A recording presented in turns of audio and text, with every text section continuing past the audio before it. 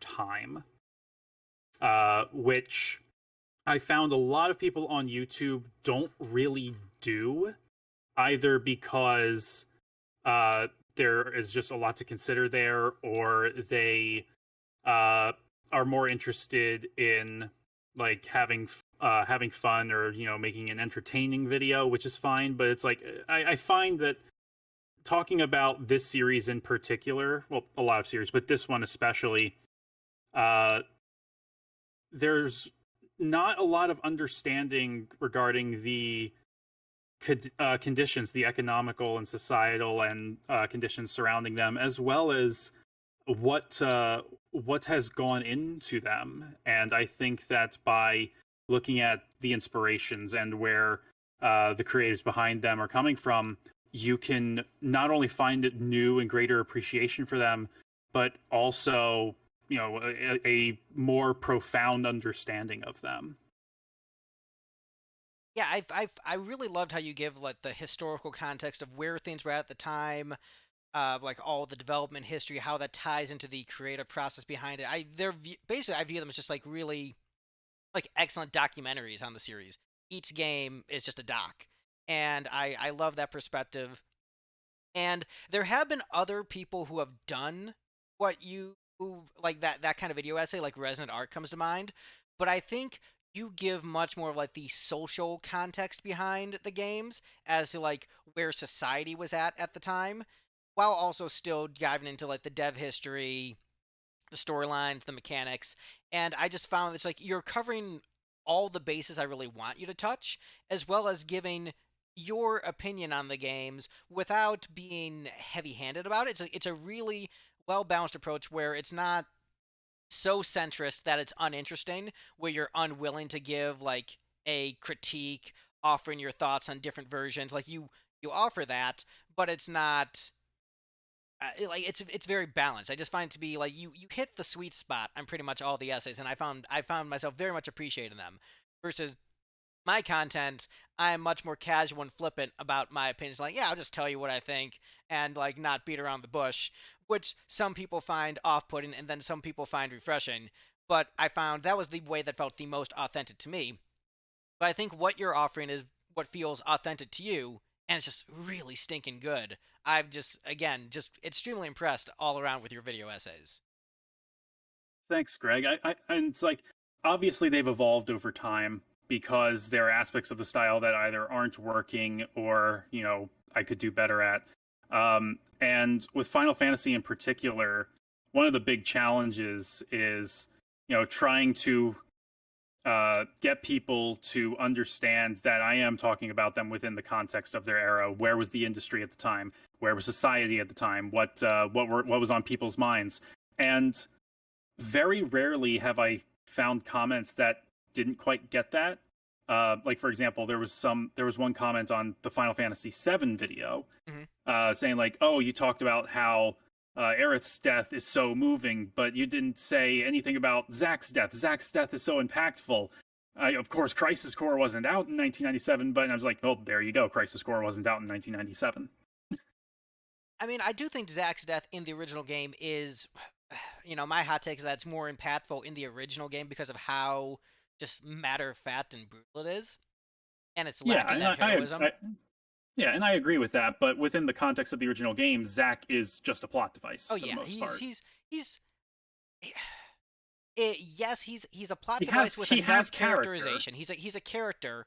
You don't get much with him, but you do feel like his shonen anime optimistic hero personality. They obviously flesh it out more in Crisis Core, but he's a cameo character that makes a big impression, but he is more of a plot device than a character. But he's still like you do feel his personality enough in his very brief appearance.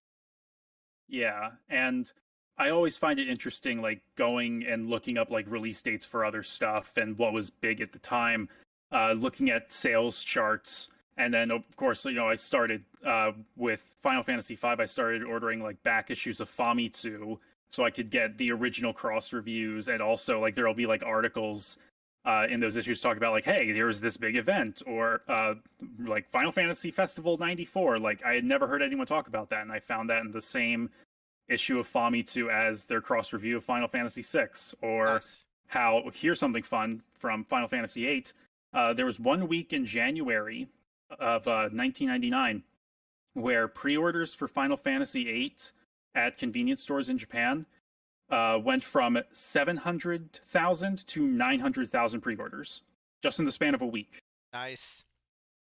Yeah, it's just like those little tidbits of information, like that's obviously centered more on the game itself, but looking at what else was selling at the time, you get an idea of where the industry was or what people really wanted, especially here in North America, where RPGs were not a big thing during the Super Nintendo era. I mean, like, people say, oh, the Super Nintendo was great RPGs, and I'm not saying that it doesn't, but it was action games that were the big thing here in North America.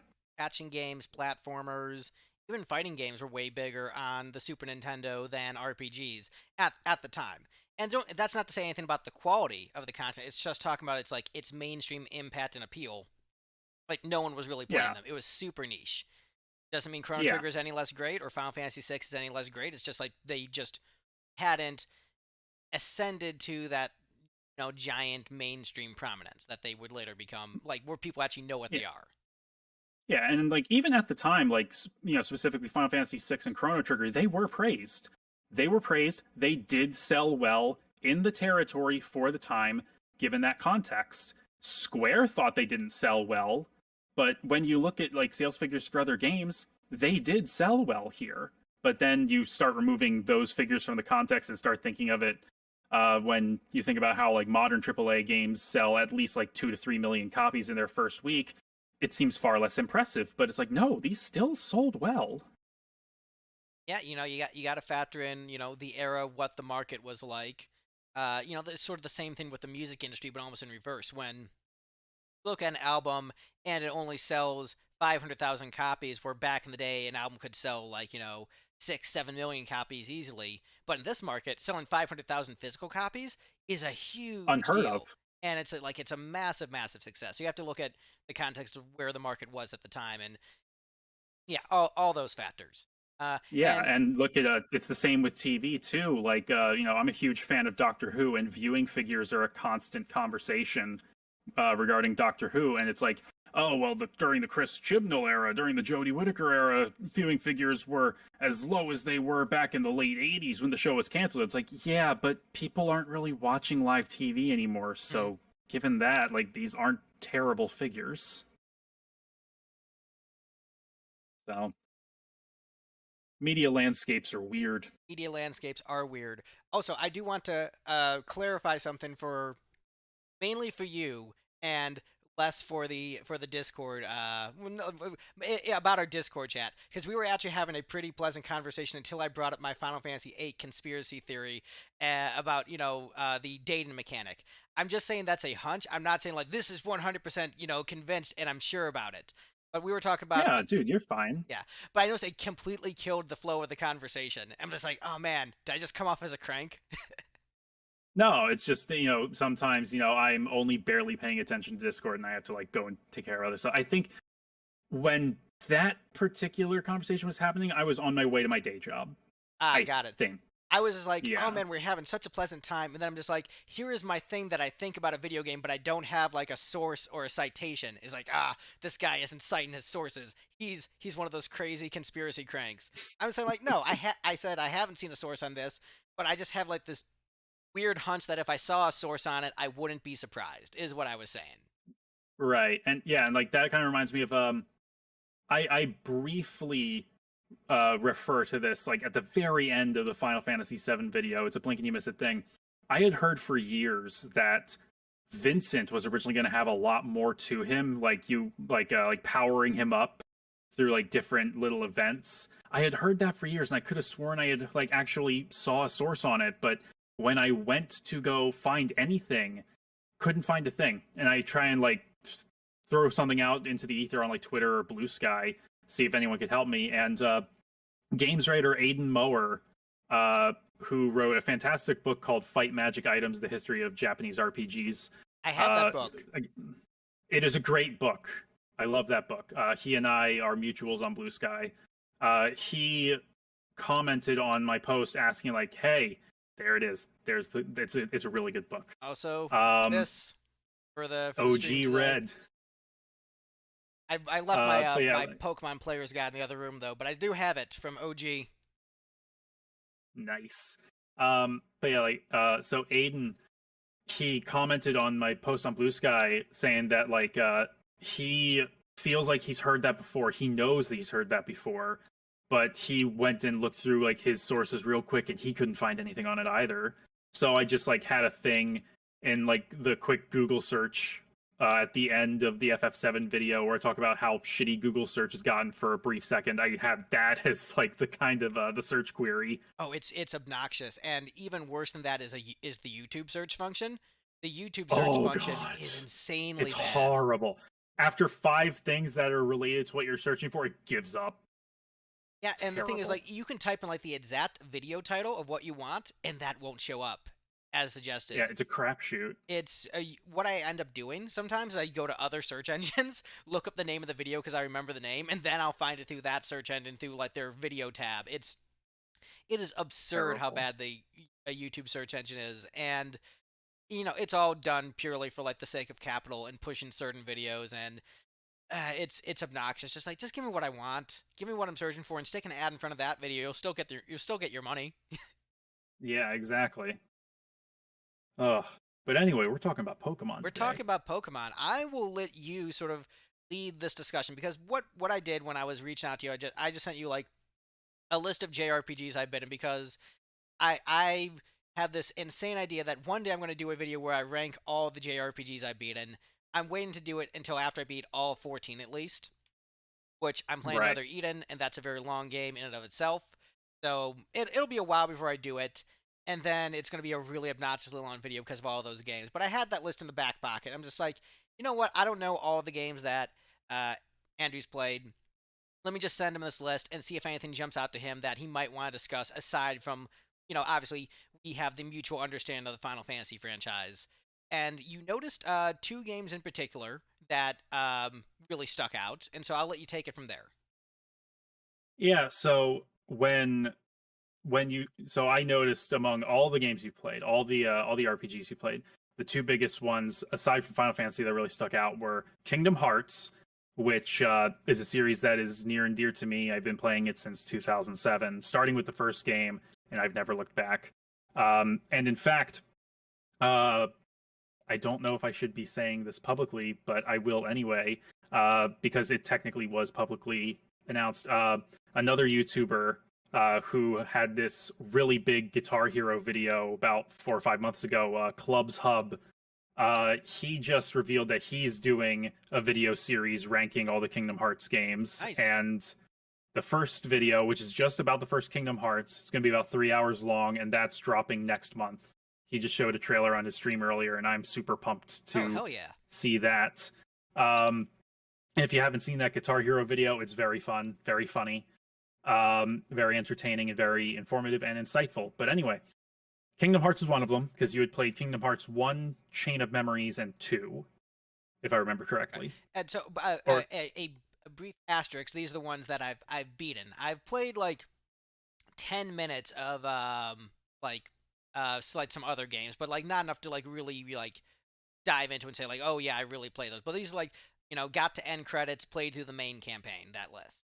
right, right. So I that stuck out, and I was like, okay, well that's something. And then I also saw you played the first 2 generations of Pokemon, but only the first 2 generations. And I was like, oh, I have an idea here because like obviously like Pokemon's a big childhood thing.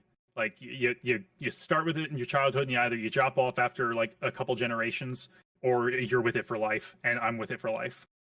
So seeing that you only played RBY and Gold, Silver, and or Crystal, I thought, okay, there's something here. We have 2 very different levels of experience with this, so we can actually like have a discussion about like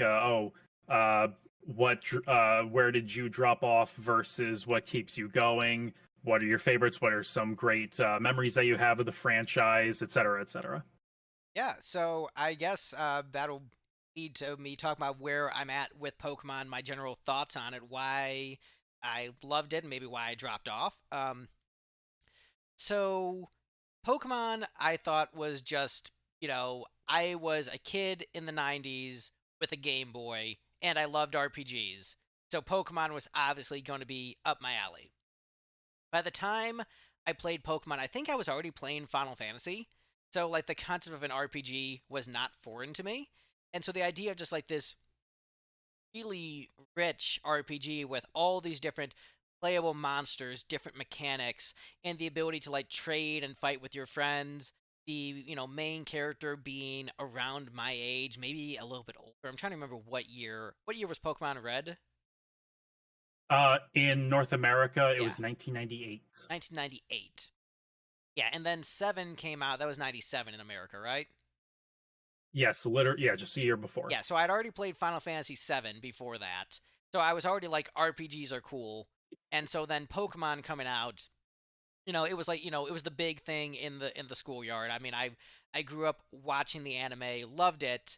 Um and weirdly enough, actually became friends with one of the voice actors from the original Pokemon show, Eric Stewart, who played Brock, Oh, and he lives in the and same city as James. me, and James, Oh, and we're both musicians. We ended up playing a bunch of different anime conventions together, and then just like other local things around town because he's a Nashville guy, I'm a Nashville guy. He is still doing the music thing. I retired from doing music because I got sick of all like the drama and business side of it. It got too frustrating for me. But it's actually like wild. Like we like never talk about Pokemon. It's always bands with us, and it is like kind of wild thinking like how big of an impact he had in my childhood. But we are just like talking about just like, oh man, the third Knack record was really good, and just like getting in the weeds on that. Um, and weird enough, I saw the Yu-Gi-Oh movie with him, The Dark Side of Dimensions, in theaters with him, and that was a fun time. All of oh us going to the wow. movies. Um, and also, I would feel remiss if I didn't shout out his drummer, who I became really good friends with. Rest in peace to my buddy Joe Palmaccio, one of the greatest drummers I ever knew in my entire life. Like, great human being, but perfect drummer. Always played the exact right fill at the right time. Um, 4-time, oh no, 5-time Grammy Award winner for mastering. Made some of like the best mastering on any albums ever. Still get choked up when I think about it because man, I love that dude. But anyway, um, so it After was this, we'll nice have to to have talk a that little about childhood music. connection. In the present day, with Eric, and still a great guy. But played Pokemon Red and Blue, loved it, hopped on for the next generation, Gold and Silver, and I thought like, oh, this is even better. There's like, all the Pokemon from the first game and all these new ones, and you can go back and beat all the gym leaders from the first game and go back to the first region. And there's all this stuff, and but I think like narrative wise, it didn't grab me. I liked fighting Red as like a secret final boss. I thought that was sick and just awesome. And I thought the Pokemon manga was pretty good. But like, if I'm keeping it real, I tried going back and watching the Pokemon anime as an It adult. does not hold up as It an does not hold adult. up. I'm sorry, Eric. Your lines are still great, and I still love you. But just like, I can watch Dragon Ball Z as an adult and have a fun time with it. I can't do that with Pokemon. It's the storytelling just unfortunately isn't strong enough where it grabs me. It's not like a Disney movie or Paddington where it's for kids and adults and you can get a lot out of it. Pokemon, I still love the bright colors. I love the character designs, but narrative wise, it didn't grab me.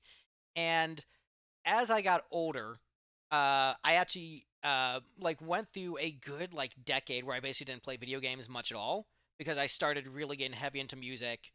Like moved from my hometown, went to a completely different city, started a band, and that band was actually like picking up steam. Like we met with a major label, we won a bunch of battles of the bands, we're like playing to pretty big crowds. And so video games just like were completely on the back burner. And then like every now and then I dabble.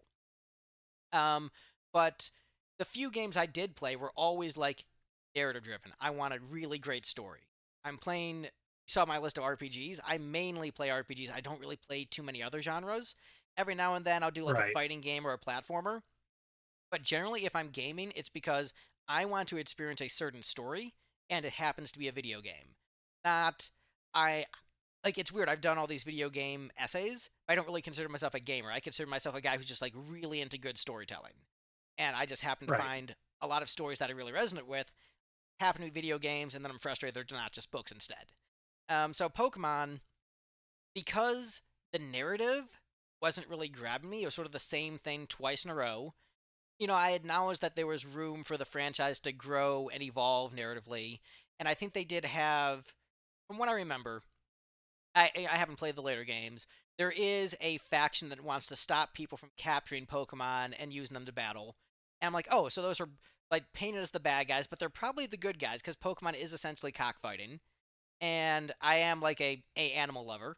So that cognitive dissonance of just like it's okay to capture these animals and make them fight, that barrier prevented me from continuing with the series as like a priority. Like I have them on my list of RPGs to maybe go back and play, but they're so much lower on the priority list when I have these narrative driven games. I'm more interested in like this Joan of Arc RPG on the PSP. Like, oh man, that sounds sick.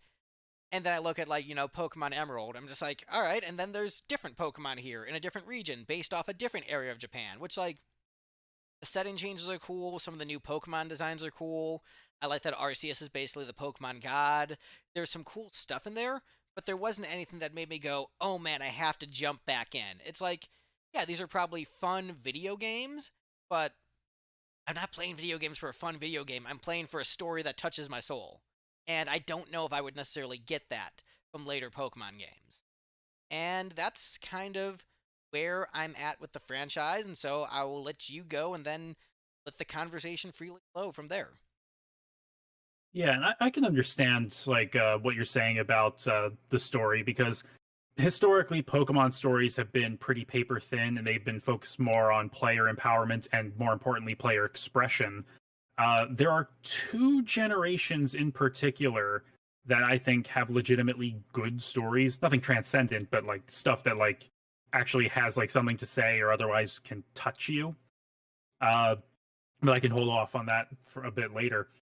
For me, like I was in like just based on how you're talking about it, I know I'm younger than you because I got into Pokemon first through the anime because I was 3 years old when the first episode of the anime aired on Kids WB in September. I believe it was September 1998.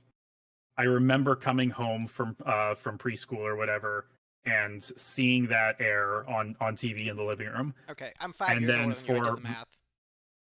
I did the math. he did the math. He did the monster math. But so I was hooked from the start, and I got a Game Boy Color for my 4th birthday about 6 months later, and a used copy of Pokemon Red.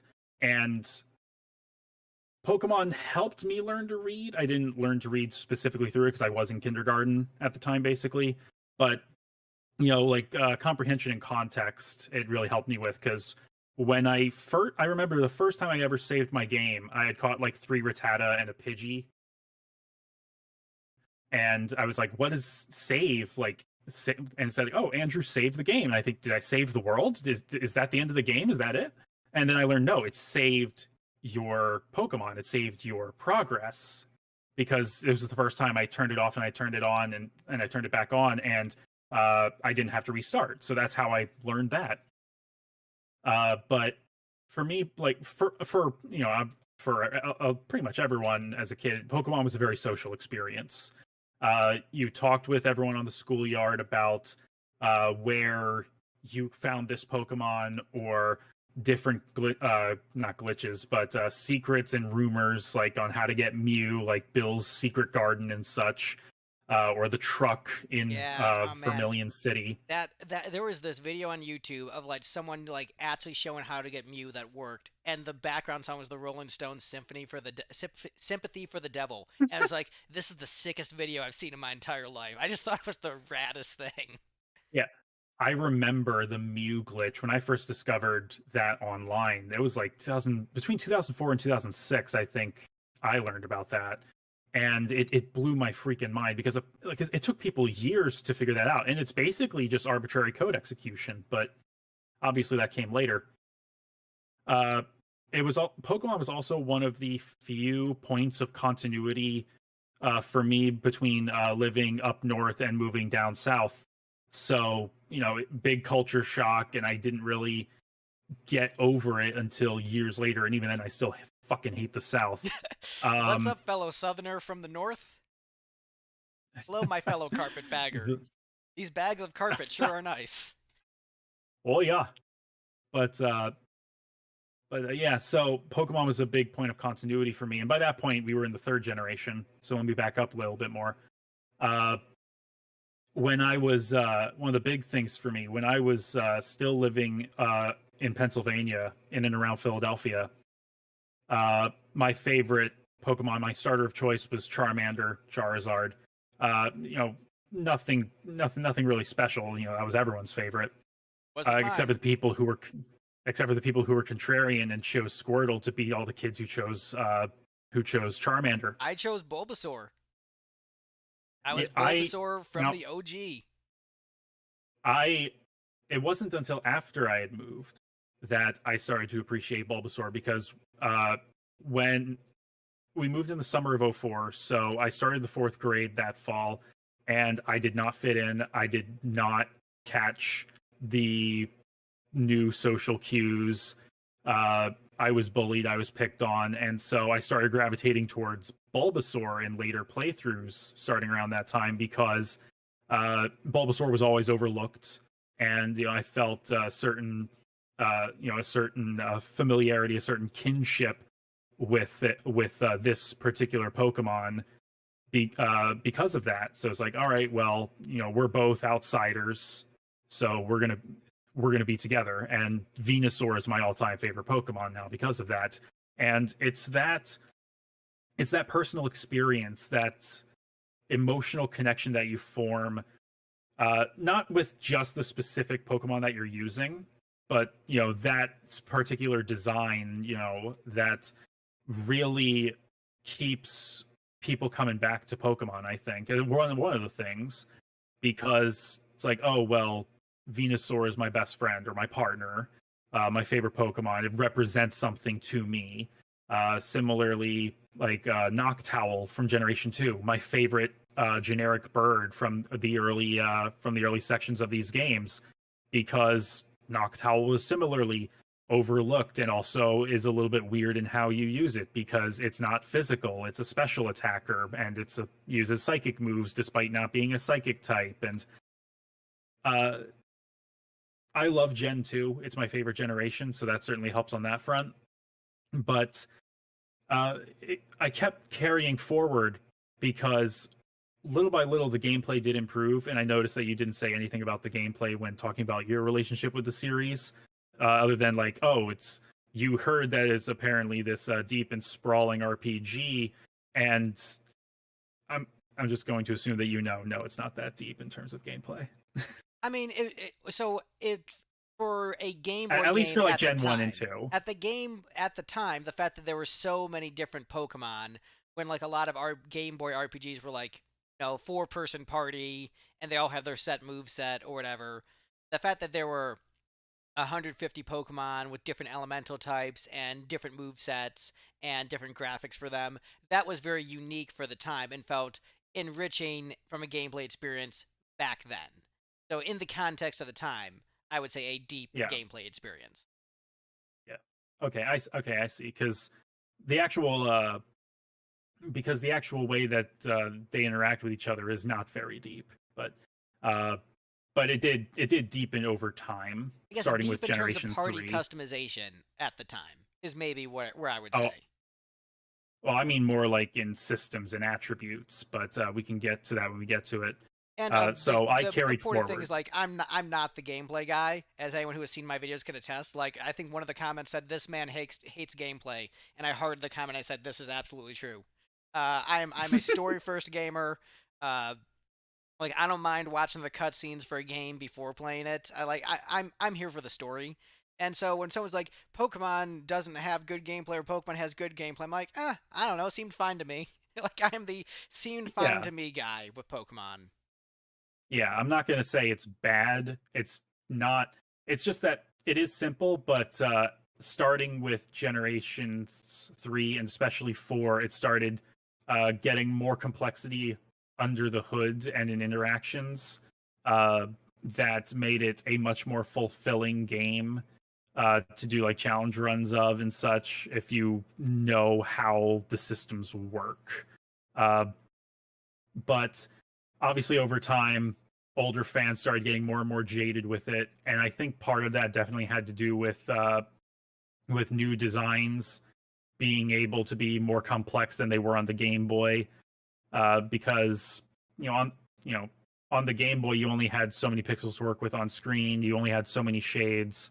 Mm-hmm. So freed from those restrictions, they could have more details in games for like the DS, for example. And so a lot of older fans started to lash out against that, saying, "Oh, these designs are terrible. These concepts are terrible. Why is there a trash bag? Why is there an ice cream cone?" And it's like, I think that's sick. have Personally, you I'm just looked like, at some yeah, of the why Gen not have an 1? ice cream cone? I mean, look, a lot of you're gonna act like Gen 1 is so brilliant when one of them's a freaking magnet. Like, come on. Yeah, Like, yeah. they've One of always them's a been magnet. silly. Another's a Pokeball, and the one after that is a Pokeball turned upside down. One's a rock with arms. One is literally just a pile of sewage. Like these, there have always been stupid and arguably lazy designs. Like Gen 5 isn't special for having designs that seem simple and lazy. It's just kind of a series thing. I will tell you this, as an outsider to later gens, if the ice cream cone Pokemon was in like OG, I'd be like, yeah, this fits in fine. I wouldn't have an issue. I'd be just like, yeah, this is silly, just like how a bunch of these are silly. Like, I'm fine with it. Yeah, So exactly. I'm not like a Exactly. Gen 1 was so much better and I hate everything else, guys. Like, no, I just got like busy with stuff and I'm just like, I don't know. Like, as someone who's not as much of a gameplay guy, and Pokemon seems to be like all about the gameplay and like having your connection with the monsters. Like, I got pets, I got cats, I can just hug them. Yeah, and the thing is, like, it does lend itself to a different kind of storytelling. Because if you're looking for something that is expertly written to communicate specific ideas or get you to think about concepts that you may not have thought about before, there's only one generation of Pokemon that'll get you to do that, and even then, it'll just kind of lead you into the conversation. But with most Pokemon games, the story is kind of what you make it, and it is very much a story of personal growth and understanding, and of course, friendship. And your tolerance for that obviously will vary, but the more you put yourself into it, the more you get out of it, is the way I always think of it. But also, I've also noticed that with Pokemon, if for a lot of people, if you didn't grow up with it, it's never going to catch you. Yeah, I mean, I don't know. I feel like playing Pokemon at age 8. I don't know if that makes me a late bloomer. I think that's pretty normal to like play it like Yeah, that's that's fine. yeah. That's So I don't think I'm still necessarily a growing up late with it. bloomer. It's more just what I sought from video games wasn't what Pokemon provided. Um, and I think, in general, I'm not into the like emergent storytelling in video games, which I know a lot of people are super into, where you sort of write the narrative yourself. And I think Right. I can enjoy that to a degree. Like when I played Final Fantasy Tactics, and I had like the certain NPC characters who were with Ramza throughout his entire journey. I like to think about what they thought about this entire thing when they were just like at the military academy together back in the day, and then all of a sudden they're like, fighting zombie Jesus. What their thoughts are following Ramza through his journey of like becoming a heretic and all that. Spoilers for Tactics, sorry. But like I'll do the emergent storytelling for that, wondering where their narrative is. But with Pokemon, I think because the first two generations were so similar, I didn't feel this overwhelming need to like go to the next generation. Just like, okay, there's some other monsters I can play with, but I like the ones that I played with in the earlier generations. Like Bulbasaur is my Yeah, all-time and the thing favorite. is, Like he's number yeah, one in the Pokedex and in my heart. and yeah, and the thing is too is that with Gen 2 in particular, like the story is a bit of a low point in Gen 2 because like, just looking in terms of pure, conflict, external conflict. Gen 1 is like, hey, Team Rocket is trying to do illegal stuff with Pokemon, and Gen 2 is like, oh, Team Rocket is back. It's like, okay, we've done this. Right. They're just sadder now because they don't have a leader. But whereas starting with Generation 3, Ruby, Sapphire, Emerald, they do try to do more high concept plots, more like, actually thinking about what a villain's goals are. Like, I don't know how aware you are of what happened in those games. I'm not saying they're high art. Very vaguely. I'm a Ruby and guy who Sap, doesn't mind spoilers, but all I know is that there's at least one yeah, generation where there's like the PETA Pokemon people who are just like, stop harming yeah, the Pokemon, making that's them Gen fight. 5. I'm just like, oh, you guys are right. It makes for a Yeah, less fun video game, but you guys are right. there's a bit more layers to that, and I'll get to that. But with Ruby and Sapphire, one of the gimmicks to that, I wouldn't say justify the two version thing, is that you get a different villainous team depending on the version you Yes, play. I remember hearing about that. Yeah, Team Magma and Team Aqua. Yes, I remember And Team Magma's whole deal is that they want to awaken the legendary Pokemon Groudon to expand the land so that humans can continue to prosper across more landmass. Team Aqua's whole deal is, no, we need to expand the seas so that we can actually have more aquatic life, basically. And obviously they're both terrible ideas, but also Tamahiro did a great video actually digging into the development history of the first 4 Pokemon generations, which means that whenever I get around to doing my own Pokemon videos, I'm more or less going to be cribbing from her notes. With Generation 3, during the development of those games, Isahaya Bay in Japan was kind of going through this thing where the local government wanted to wanted to expand the land and drain a huge part of the bay in order to accomplish that, reclaim land reclamation. But the locals, particularly the fishermen, were trying to push back against it because it would be an ecological disaster for the aquatic life there, and it would destroy the local economy because you're basically destroying the homes of all these different fish and coral and such. And it was something that was very near and dear to Junichi Masuda, and the team at Game Freak was like, all right, well, let's explore this in Pokemon. And I'm not sure if the Japanese player base understood it. I imagine that at least some of them would have, but internationally just flew right over our heads because it was dealing with ideas that were so far removed from our reality. Land reclamation is not a thing here, really. At least not in the same way, and it's not really talked about. So a lot of people here just saw it as two sides of a really strange, fantastical issue that makes no sense talking past each other. That's how it was perceived here. But there is something there. The resolution isn't really anything in the game itself, but there was something there. In Generation 4, Generation 4 is all about nihilism. I think that's the best way I can describe that. Nice. Dude wants to awaken the legendary Pokemon of space and or time, depending on which version you're playing, to change all of reality into something in his own image. It's like, look, that's not complicated, but at least there is a person with a defined goal, and there's actual existential consequence. So step up from Team Rocket, I guess.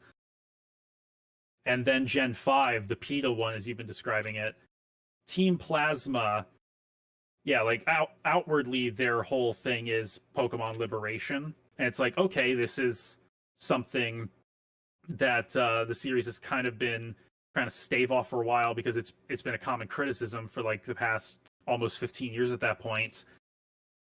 And they don't really tackle it much because it's twofold.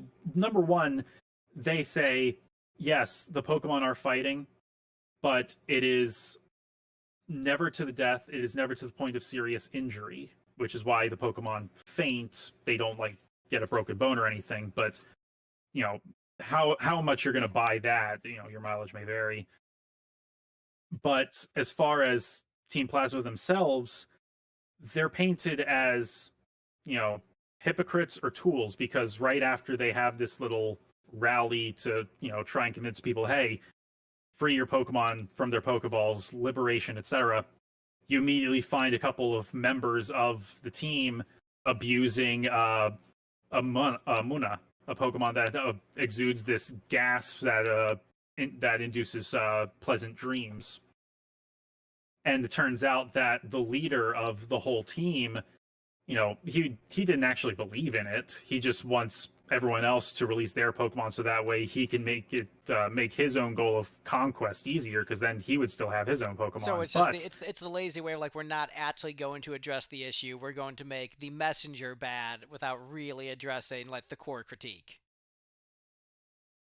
Kinda. I mean, like I said, it's the whole sporting thing, and also like Pokemon are our friends. They wouldn't do it if they didn't want to or didn't trust us to not to let them get hurt.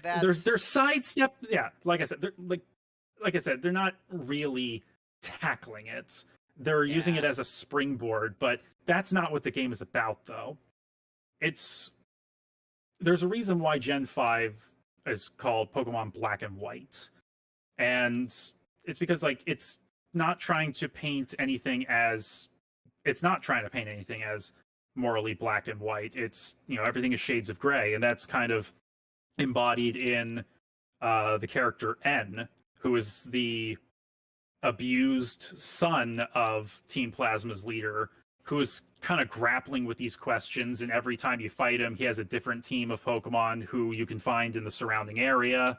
So it's like he does believe in liberation and the Pokemon choosing for themselves if they want to befriend a human, because when he lets them go, or when they go, he lets them, and they join him, it's because they want to. And that's also covered in backstory stuff. He can talk to Pokemon, actually communicate with them 100% clearly. But the whole thing with Black and White is the argument of truth versus ideals, and it's something that they kind of dabble in. Obviously they don't take a side, because it's something can be true. How do I explain this? Truth and there's always going to be a conflict between truth, objective reality, and someone's ideals. And when one brushes up against the other, how do you deal with that? It doesn't get super deep, but it gives you something to think about, and whatever you take from that is what you take from it. But at least here in North America, at least from what I've observed, Generation 5 got a really bad rap, not because of any of these themes, or because it didn't directly or properly deal with that one most controversial aspect of the series that's followed it since the beginning, the cockfighting accusations. People were a lot of longtime fans were pissed about it, because you can't use any old Pokemon until after you've beaten the game. It's all new Pokemon until post game, and post game is actually kind of like Gen 2, the actual final chapter of it. But it's is that the one where it's a big tower? Is one of the ones a post tower or something? I'm trying to remember, just this nonstop battle onslaught. Maybe that was the... No, okay, so the battle tower, that's a recurring thing throughout most of the games, and that's an optional thing. Okay, then yeah, it's probably it. All right, I would try, because I have seen some YouTube video essays on the latter Pokemon games. So I'm curious on what I'm missing out on, and just sort of had it on in the background, just to get a feel for the vibes. And again, the vibes were just not strong enough. Just this is jumping to the top of the must playlist. All right, cool. You got more Pokemon and a different story.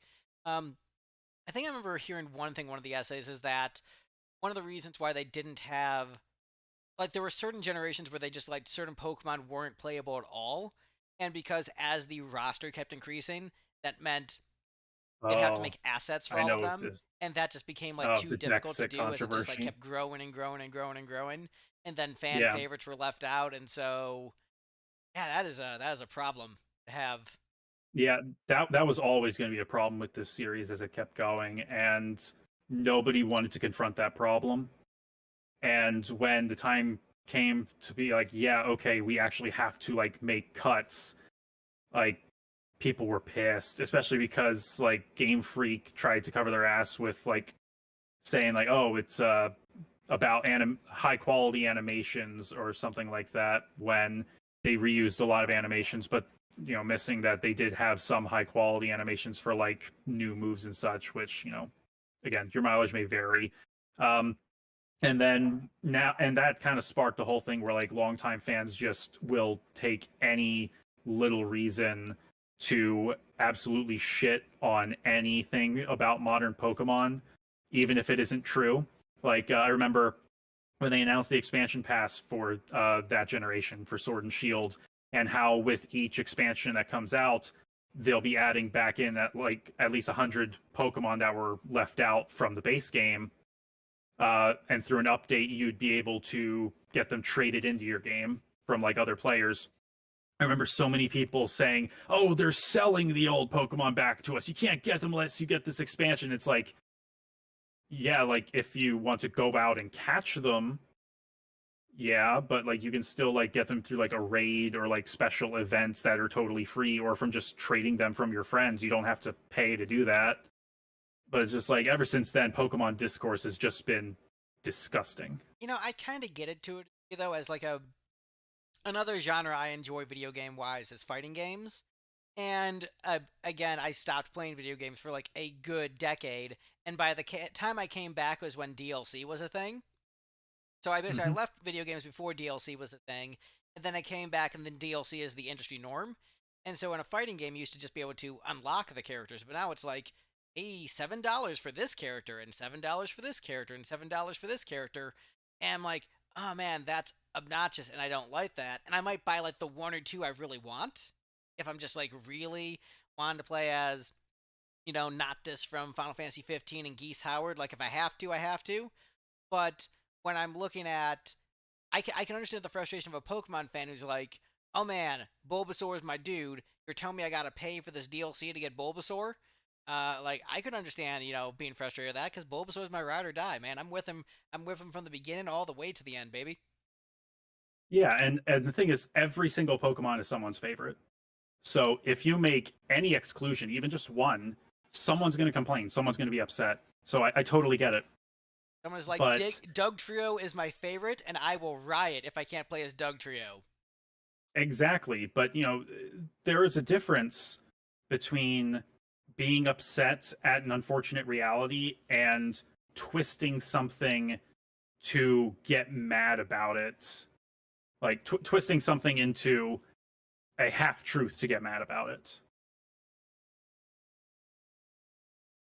Okay, got a comment in the chat that my audio level is too low. Let me know if this is better, chat. I've got the chat on my phone so that I don't interrupt the stream. I gotcha. Now you're frozen on my on the my. Oh, hold on. Is it coming back now? Am I back? It's trying to get you. Oh, It's well. trying to get you on Discord. Oh, well, the stream still looks good, and if you can hear me, that's what matters. Can you still Yeah, hear me? I can still hear you. Yeah. I mean, I look the same. I didn't change my shirt or anything, so it's all still good. So we were talking about what Gen 5, and the controversies with that. Are we on like Gen 7 now? I'm trying to remember where we're even We at. are on we are on Gen 9 Gen now. 9. I am Scarlet and so Violet. if I want to do this and the like Trails series, like, whew, I got a long journey ahead of me. Yeah, thankfully, like I know Trails is long, and there are a lot of games, and they're all long games. Pokemon, thankfully, isn't that long. But yeah, they are. They're pretty. And If you're not doing completion, if you're just like I just want to beat it, settle with your team of dudes and be happy, or dudettes because they got the gender starting in Gen 2. in Gen 2. Yeah. Yeah, you can have a female Mr. Mime. What's the deal with that? Uh, yeah, thanks, Knob. But no, with starting with like Gen 6, like they started to get light on post game content too. Like there's like nothing to do in Gen 6 after beating it except like catching like one Pokemon and like getting some Mega Stones, but like narrative wise, that's it. I have no idea about Gen 7. That's the one generation I've never finished because the tutorials and the hand holding were super aggressive in that. Uh, Interesting. yeah, like you couldn't move, like going through the main story, you couldn't walk more than like 10 steps without having someone explain a new mechanic to you or a minor part of a mechanic or pushing you towards the next part of the story. It was very obnoxious. There was a minor post game thing in Generation 8, but it was very brief and it funnels you into it right after the credits. And then Scarlet and Violet Generation 9, they're the expansions. Same with Generation 8, they're the expansions. But I haven't played the Gen 9 expansions, so I couldn't tell you about that. But Gen 9 story is pretty interesting and kind of emotional at the end, which really surprised me. A lot of people were really caught off guard by that, but that kind of got drowned out by Generation 9 being super buggy and unpolished, uh, which, yeah, yeah, they were very unpolished, but man, I respect the hell out of the ambition. It was the freshest that a Pokemon game felt in a very long time. Yeah, I found, that's sort of like a annoying thing I have with video game critique, which I understand that I am playing video games from a different perspective. A lot of people are just like, I want to have a fun time, press a button, cool thing happens.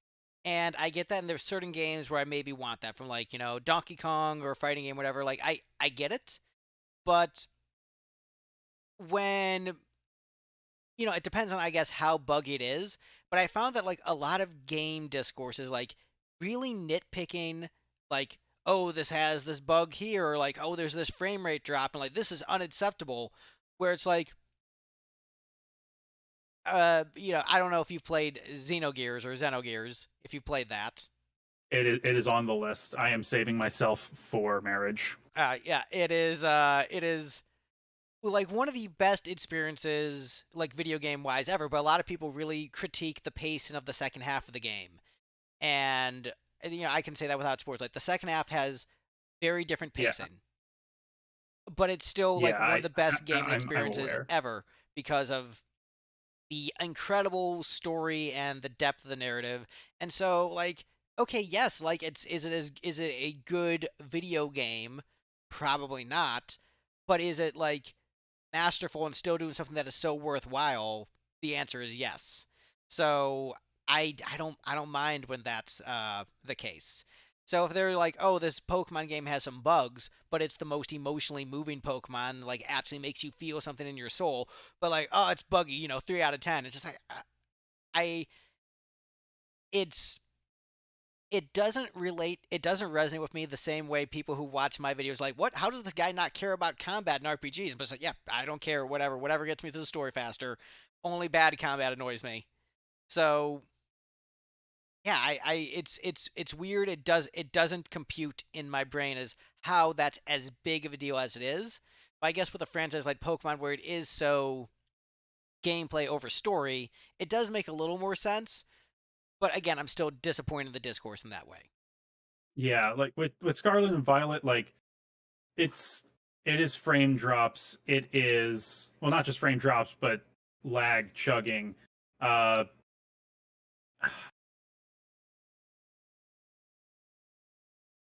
the words are failing me now. Uh, it the game functions at its core. Like I've heard reports of crashes. It never crashed once on me. Uh, but with video game critique, because it's an interactive medium, uh, you're supposed to, on some level, immerse yourself into it. If visual errors or performance issues keep you from fully engaging or otherwise compromise the interactivity, I think that that is a fair thing to critique. Of course, a lot of the time these critiques are overblown. Other times they're not. And then other times still people let those get in the way of literally everything else about the game. And Pokemon Scarlet and Violet is one example where the lack of polish really overrode the overall conversation surrounding that game, which, in my opinion, it's fair, especially since, you know, people tried out the talking point. This is the highest grossing multimedia franchise in the world. It makes over $190 billion a year.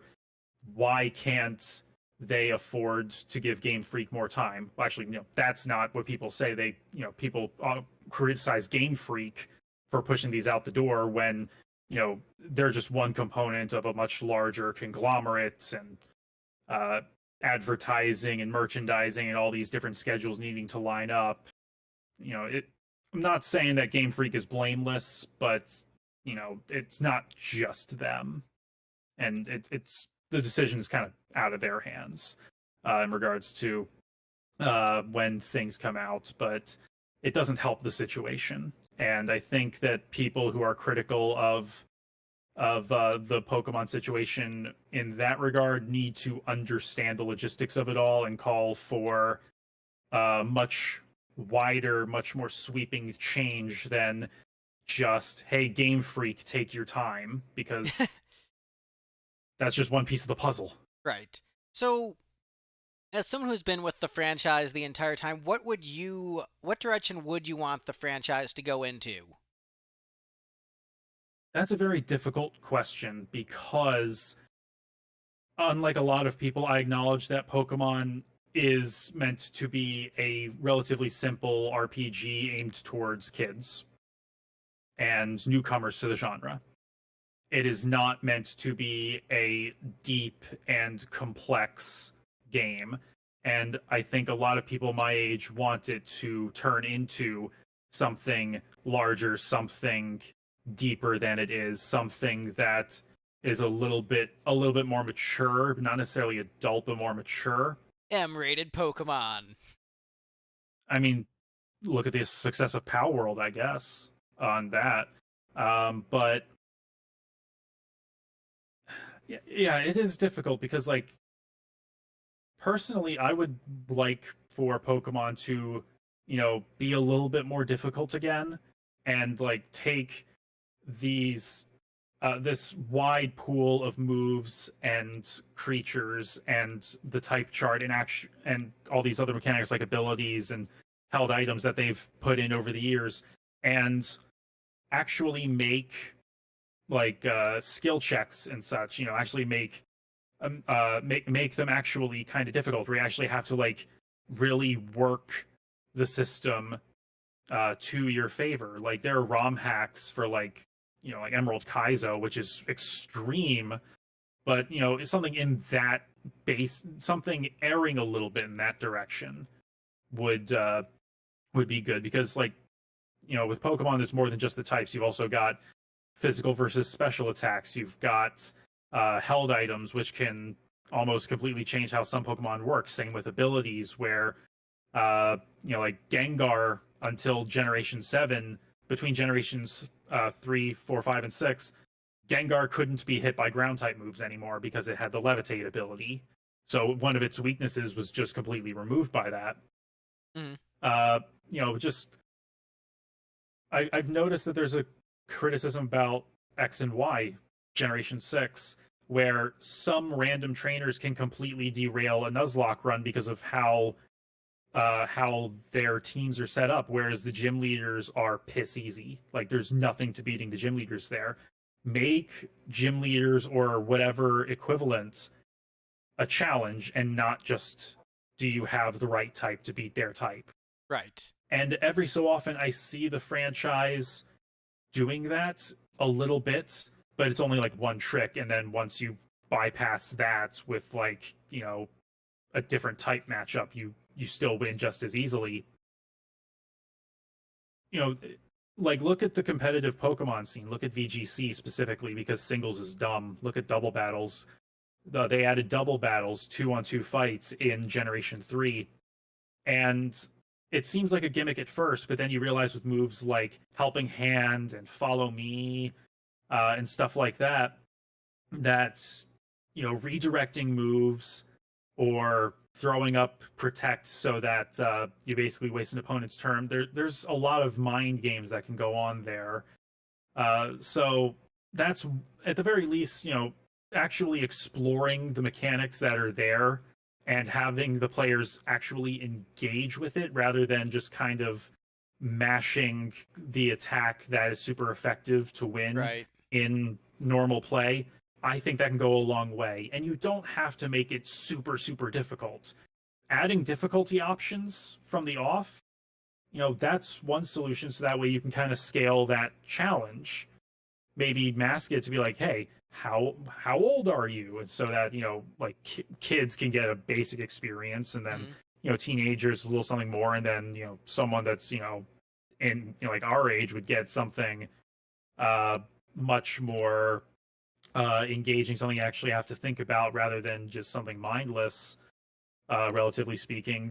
That could help, but it is a problem which I think a lot of players around our age aren't really attuned enough to Pokemon, like mechanically, to start assessing. You'd have to start looking at people like Jan from Pokemon Challenges and stuff, who really know the games especially well, to start really thinking about what could be done to help make Pokemon more appealing to the wider demographic again, without just relying on the branding and the monster designs. Yeah, it really is. It seems like Pokemon's main issue, from the outside perspective, like the, I don't want to say former fan, because I mean I still like it. Like, if I see, Pokemon plushies in the mall, like, I'll smile. So, and I still have my Pokemon T-shirt. Or do I? Oh no, gotta look. But it does seem like it's mostly like, from the outsider perspective, it seems like it's a mechanical issue of like figuring out mechanics that will satisfy the fans, and dealing with the issue of like, how do we balance all these different Pokemon and everyone having their favorites, and making sure that people can, have their favorites while also adding something new. It's Yeah. an ever increasing problem. Yeah, and the thing is, like, balancing every single Pokemon so that the game is perfectly tuned just by looking at the Pokemon themselves, that's never going to happen. Game Freak doesn't even try that, and I don't think they should, because that would mean basically stripping out a lot of unique attributes from certain Pokemon. Like, let's use Snorlax as an example. Snorlax has massive HP, but you want to know what its weakness is, and I'm not talking about type. I have no idea what its weakness is. Physical attacks, because its HP is super high, its special defense is super high, but if you use like a physical attack, like a punch or anything that makes contact with it, you take it down easier that way. It's still going to be kind of slow going because of its high HP, Mm-hmm. but if you use because it's only weak to fighting, so let's use a fighting move. If you use Karate Chop, which is a physical fighting move, versus Focus Blast, Karate Chop is probably going to be more effective because it's hitting the lower stat. It's hitting the lower defensive stat. Like that's just one thing. There you have a Pokemon like Avalugg from Generation 5. It's mono ice, so it's the weakest type defensively. It has no resistances except, I think, ice itself. It has pretty good HP and massive defense. How do you get around that? Well, you have to hit it with special attacks. You hit it with a flamethrower, you get the weakness on it, or you can hit it with like a thunderbolt. You're not going to hit a weakness on it, but you're still going to do more damage than hitting it with like a takedown or a Giga Impact, probably, because it's going to be able to sponge that more. And admittedly, there's no real way to gauge an enemy Pokemon's stats mid battle, and that's fair. You got to figure it out. Mm-hmm. Uh, and Scarlet and Violet kind of moved in that direction a little bit with like specialized. I think it was specialized. Rilla. No, I can't remember the name. It was basically they had a steel poison engine that they modified for different like boss encounters in different areas in Scarlet and Violet's. That does And sound familiar. Yeah, I think I remember hearing yeah, about that. yeah, and that was really interesting. And then they did more of that in Scarlet and Violet with the different paradox Pokemon you could find like out in the wild, and they're massive. They're literally boss fights, and you have to like figure out how to work them. Granted, there was no level scaling, so if you just leveled up enough, you can get through it. But that's kind of an RPG issue in general, and at that point, you're kind of taking on too much of a workload. Yeah. You got to start small.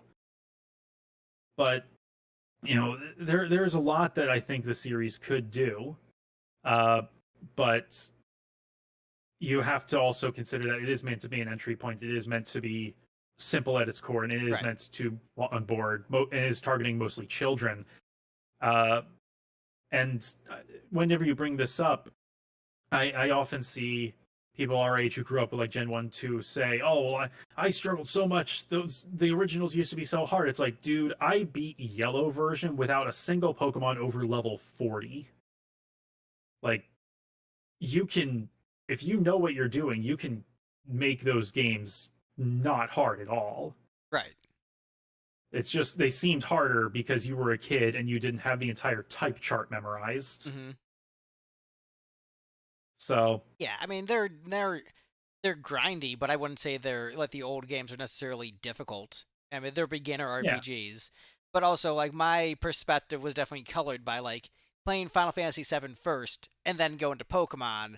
I mean I still thought it was cool, but I wasn't like, oh man, I'm blown away by the challenge here. I'm like, nah, this is fine. yeah, exactly. And there is an argument to be made as well that Pokemon is meant to be a more communal or social experience. It's not meant to be a hardcore game. I'm not saying it should be hardcore. It should be approachable, but you need to have more than just like the bare minimum of actually using the systems presented.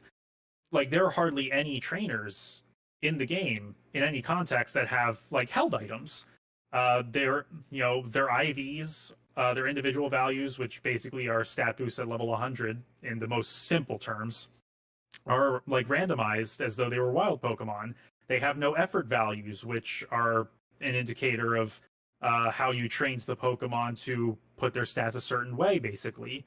And it wasn't until Generation 6 where the game started to clue you in on those actually being a mechanic. Otherwise, from Gens 3 to 5, they were there, but you weren't told about them. You had to know about them from external sources, and you had to know how to manipulate them through those external sources, which isn't bad. The original intent behind IVs and EVs was to make every Pokemon an individual. Mm-hmm. And specifically in the case of EVs, effort values, uh, to show that a Pokemon that you raised yourself and actually leveled up through battles yourself is stronger than a wild Pokemon who hasn't had that training. And now they're actually, finally, in the past 10 years, explaining that these are mechanics, not in those terms. They're not called IVs and EVs in game; those are fan terms. But they're actually coming out and saying these are a thing. These are how you can make your Pokemon stronger in a specific way, and they mostly only really show them in the end game, which is understandable. It's for the competitive scene, the officially sanctioned competitive scene. But you have all. But again, like I'm a broken record. I know you have all of these underlying mechanics and systems and different interactions. You can do a lot with this. Just look at Emerald Kaizo again. Again, very, very extreme example, but that is kind of what you would look for to see like how far you can take these systems and give a challenge. So do you think the future of Pokemon needs to be just a further refinement of the systems, or do they need like a massive shakeup to keep things fresh? That is also difficult because because then you have like seasoned RPG fans coming in and saying, why do they only have 4 moves? Why can't you have every single move like in Final Fantasy?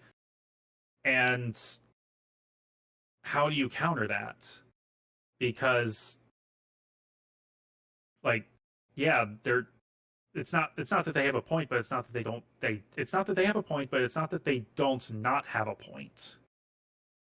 So at the very least, you need to build on what is there at the very least. Like it's a very simple foundation, and you can build on it and in the process shake it up. A lot of people love Legends Arceus, for example, which is open world. You throw your Pokemon out whenever to battle and catch wild Pokemon out and about. The wild Pokemon can attack you. An open world Pokemon game like that is something fans have been clamoring for years before that happened. And we're getting a sequel to it next year, Pokemon ZA, Legends ZA, I believe it's called. Uh, I barely played Arceus, so I can't really comment on it much, but they changed up the battle system in that to be you swapping between like agile mode and like a strength mode, Mm-hmm. where like one is more power, the other you are able to attack more frequently, but the moves are less powerful. And I know a lot of people really want that or something similar to that.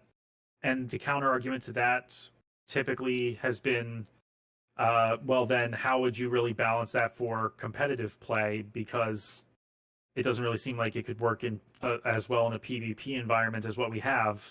Yeah. But the thing is, the PvP of Pokemon, the competitive scene, that's always been an afterthought. So I don't think that factors nearly as much in the conversation, at least to me. And I'm someone who really likes VGC. I've been out of it for a year and a half since I was at regionals last year, uh, but it's not at the forefront of Game Freak's minds, and the vast majority of players do not care about competitive Pokemon. And if they do, it's not VGC. They care about Smogon Singles, which is not officially sanctioned because like singles sucks. Singles is just a switching game. It's terrible. It's dumb, in my opinion. Uh, but yeah, the big hurdle is trying to find a balance between maintaining the appeal and ease of play for the younger audience and trying to maintain a certain level of complexity and challenge for an older audience, but that is a very wide gap. So, again, from the outsider perspective, correct me if I'm wrong. Has the formula fundamentally changed, or is it basically just still red and blue, gold and silver, with just like tweaks around the edges? You're playing as different Pokemon. You might get a couple new mechanics here and there, but overall, like the vibe and pacing is pretty similar. Fight some gym leaders, collect some Pokemon. Has there been like a point of a fundamental shift and something I'm missing, or is it is this like more like Dragon Quest, where like if you played one, you pretty much played all of them, and that the differences and nuances like aren't that big?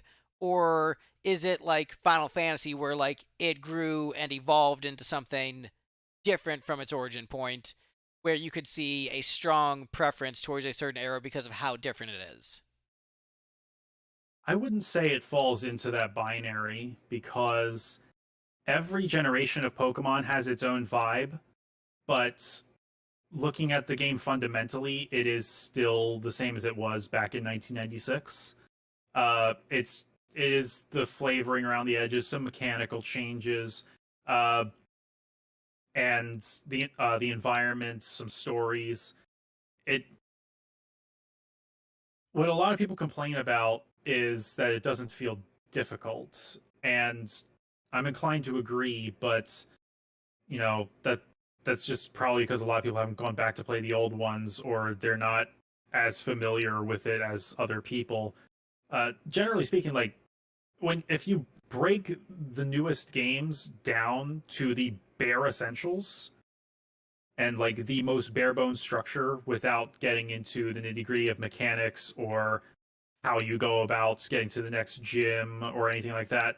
No, it is at the fundamental level, it is the same as it was back then, just with some more polish and some more stuff grafted on and expanding the foundation in baby steps.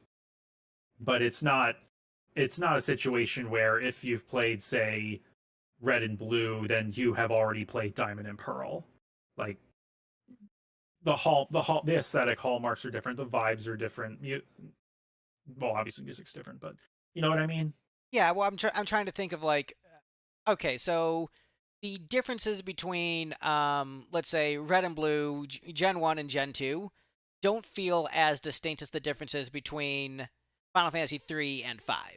In terms of, like, an evolution and moving, just like refining systems, but like, I felt a bigger vibe shift between 3 and 5, which a lot of people say, oh, it's just the same game, which I don't think it is, in terms of like the No. set pieces and pacing, window dressing, etc.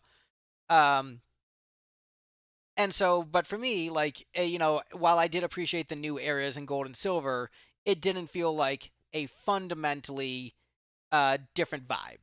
Like, I wasn't getting like Right. distinct vibes in comparison, which obviously because they're both Game Boys, the early generations, Yeah. Yeah. obviously. But I'm With wondering, yeah, as someone who with is yeah. kept the arm's length, when would I start to feel like, okay, this has a different vibe, atmosphere, and really feeling it? Is it just like a matter of just getting over that hurdle, jumping to the GBA? Is that that jump that needs to be made, or do you think I would ever feel that?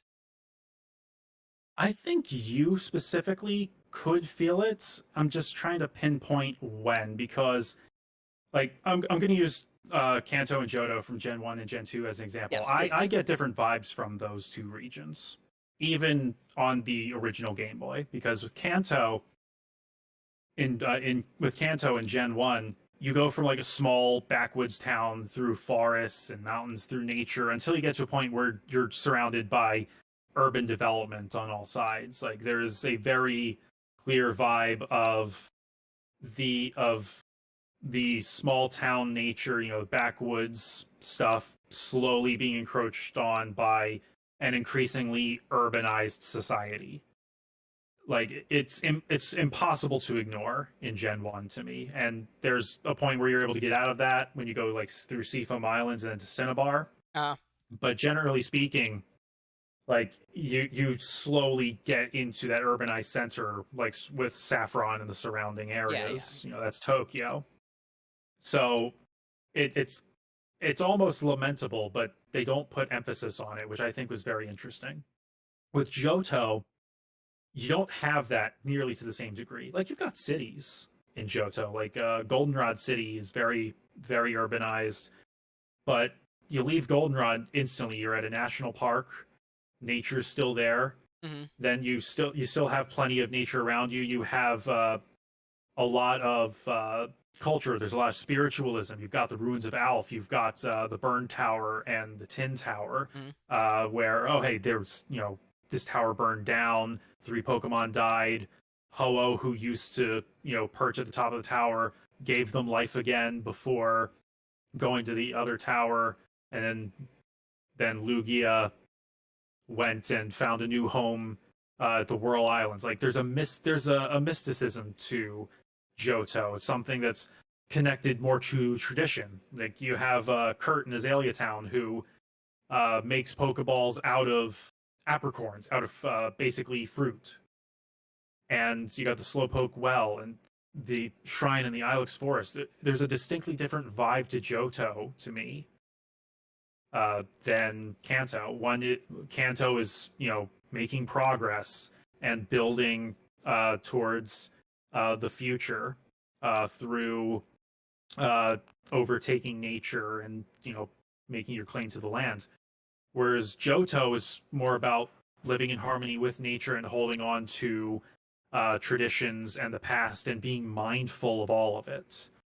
Uh, so like visually, that's harder to communicate on the Game Boy, but like through the music and specific decisions in the design, specifically in the towers and Ecruteak, I thought it came across very well. and it's still, and even and it comes across even better in the remakes because of just the greater fidelity.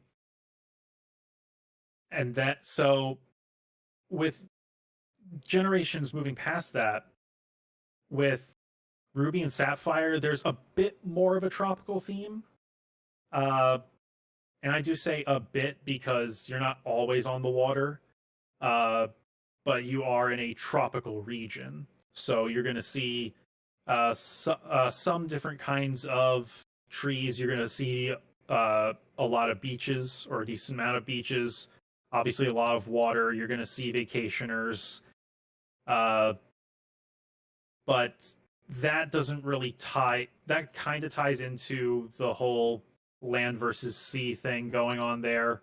Mm-hmm. Uh, That makes sense. then, yeah, but it's but for you, I think your mileage may vary on whether or not you're gonna feel that. It's like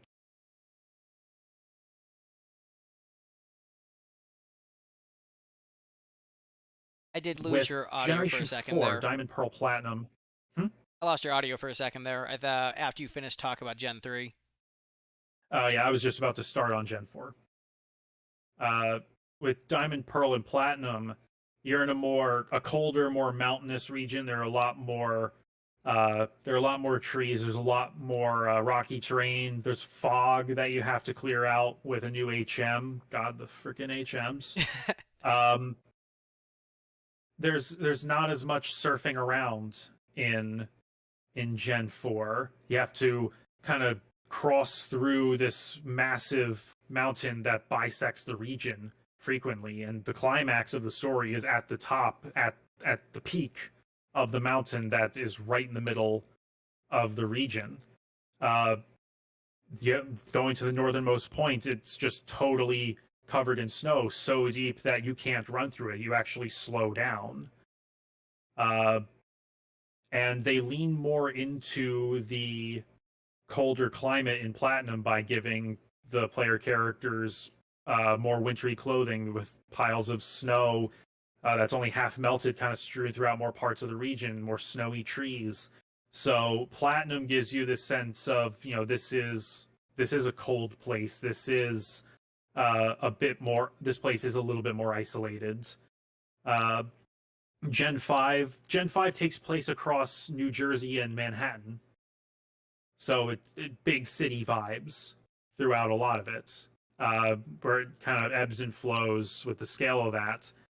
Uh, so, you may not feel the vibes too differently there, other than it's like even more urbanized than Gen 1's Kanto. Uh, Gen 6, Gen 6, like vibes wise, is basically another Kanto, even though it takes place in France. Seven's in Hawaii, full tropical. So, like, if you were to play Gen 3 and you could kind of feel the the tropical vibes, but it wasn't totally landing, and you want those vibes specifically, Gen 7's right there.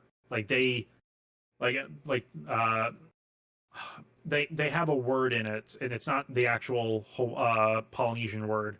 It's like a greeting in the region in Gen 7, and it's all over the place. Like, just that faux Polynesian culture is just dripping all through Gen 7 from what I remember. Okay, so it sounds like a lot of them are sort of like Kanto but, and then there's not Kanto. It seems like there's two categories: Kanto but Yeah. and not Kanto. Yeah, and it's kind of funny thinking about that because we actually didn't get a generation that did not have Kanto, and I'm not talking about like a Kanto vibe, I'm talking about literally Kanto, until Gen 5.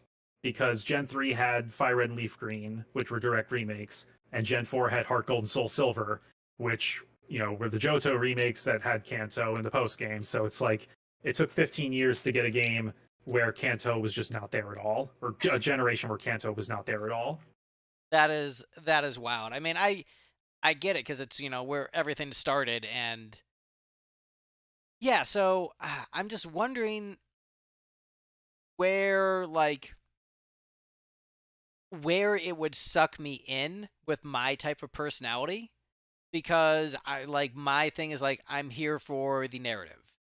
and I don't know if that's what Pokemon really provides, which, I mean, there's nothing wrong with it, and it doesn't diminish the quality, and doesn't make me a hater of later generations, but it's more, what would I get out of the experience? I think there's like a GameCube one where it like takes place in the desert or Oh, something. yeah, That's Colosseum. Coliseum 2, is that what it is? No, there's Colosseum, and then the sequel, Gale of Darkness.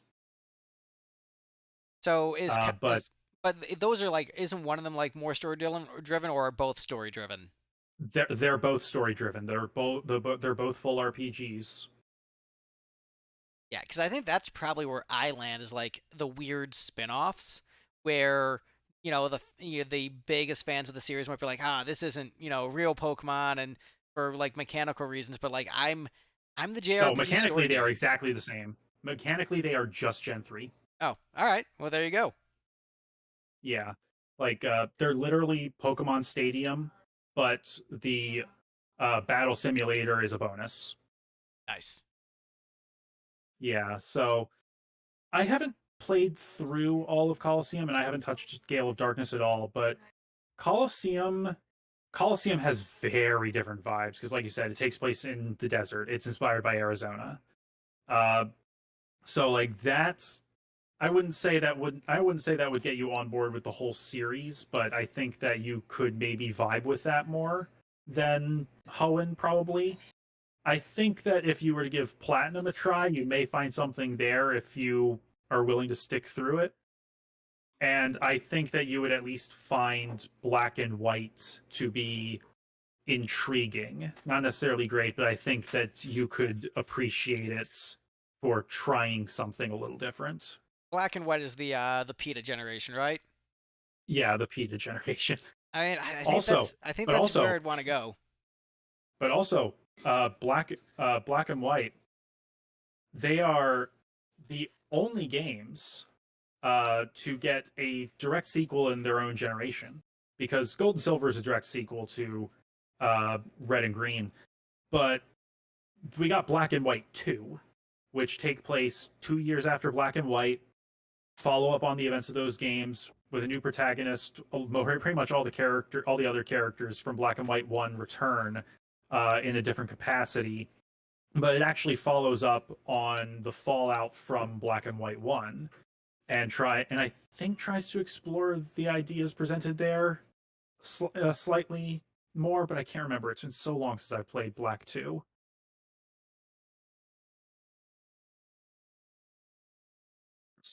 All right. Well, do you have any other topics on Pokemon you want to touch on, or anything you want to ask me about? Oh, you kind of cut in there. I was uh, Oh, I was saying, if did you, there's, I feel like we pretty much wrapped up the Pokemon discussion, unless there's any other points you want to touch on, or anything you want to ask me about opinion wise, or if you feel like you've gotten my general sense of Pokemon. um, actually, let me think about that. Like, what? So you said that you thought Gen 2 was an improvement over Gen 1, or at the very least you thought it was even better than Gen 1. Yeah, I think mainly because Gen 1 was in there, and then there was another thing in there. Like, I got all of Kanto and Johto. It was just the same, but more. Like, you got to. So it's like, I have all these extra Pokemon. So everything I liked about Gen 1 was in there, plus more. Right. So, do you think that if Kanto was not in Gen 2, uh, and maybe not as many of the old Pokemon were in Gold and Silver, do you think you would have enjoyed Gen 2 as much? Like, how did you feel about the new Pokemon that were introduced in Gen 2? Man, this is where the Genwunner in me is gonna come out. Uh, I didn't necessarily like them as much. I didn't dislike them, but I wasn't like, oh man, I'm all in. Like, the first 151 Pokemon, I've got pretty much memorized. They're in the core of my psyche. Gen 2, Right. there's a couple standouts, but I've forgotten most of them. Like, I like Chikorita because grass type and reminded me of Bulbasaur. Togepi, but also Togepi was in the anime, so that helped with Togepi. Right. Ho-Oh and Lugia, were sort of standouts. Unknown just because like it was like the Korean alphabet or something. It was just the English alphabet. Oh, it's just the English alphabet. Oh yeah, so unknown Yeah. was just because of like how goofy that concept was. But like honestly, like most of them, I don't remember. Like they don't stand out to me. I remember what the fire type dude looked like. Cyndaquil or something. What was it? Cyndaquil, the fire Cyndaquil starter. and Totodile. But like most of that generation, I don't remember. And maybe it's because I played Red and Blue so much more, where I remember exploring Kanto so much more, and then I don't think I spent nearly as much time with Gen 2, where like I enjoyed it, but like Red and Blue was a game I beat multiple times, and then Gold and Silver, I think I beat each version once, and I was like, yeah, I'm good. So let me tell you something about the Pokemon introduced in Gen 2.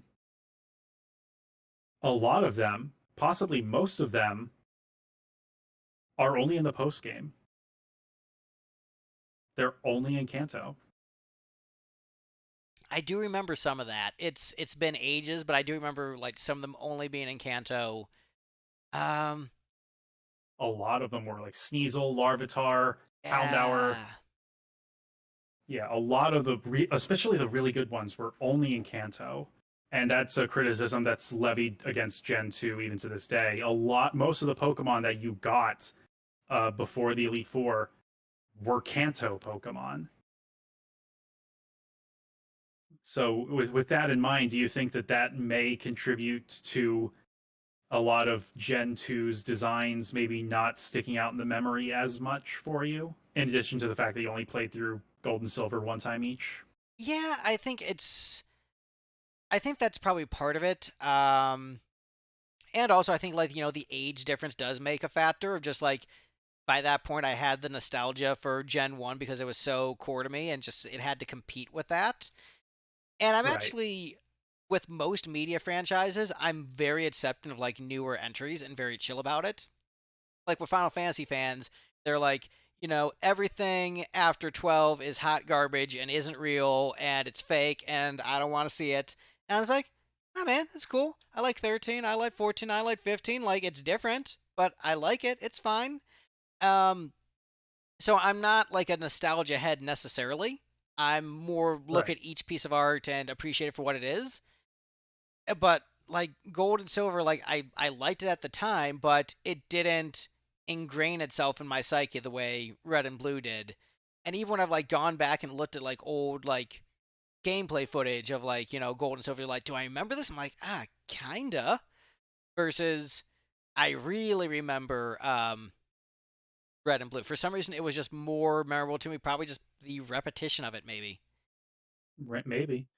Uh, for me, like one of the things that really sticks out about Gen 2 was its soundtrack. Uh, because because like yeah, it's still on the Game Boy, but it felt very different from Gen 1. Like I'm not a music guy, so uh, I can't really extrapolate. Not extrapolate. I can't really expand too much in terms of like technicality or theory. But there's something about Gen 2's compositions that really set it apart from Gen 1 to me. Uh, some more slower motifs, some more complex compositions. I Yeah, I don't know how to it describe seemed it. a Like little bit obviously I'm being nostalgic, it but seemed a little bit more moodier, more melancholic.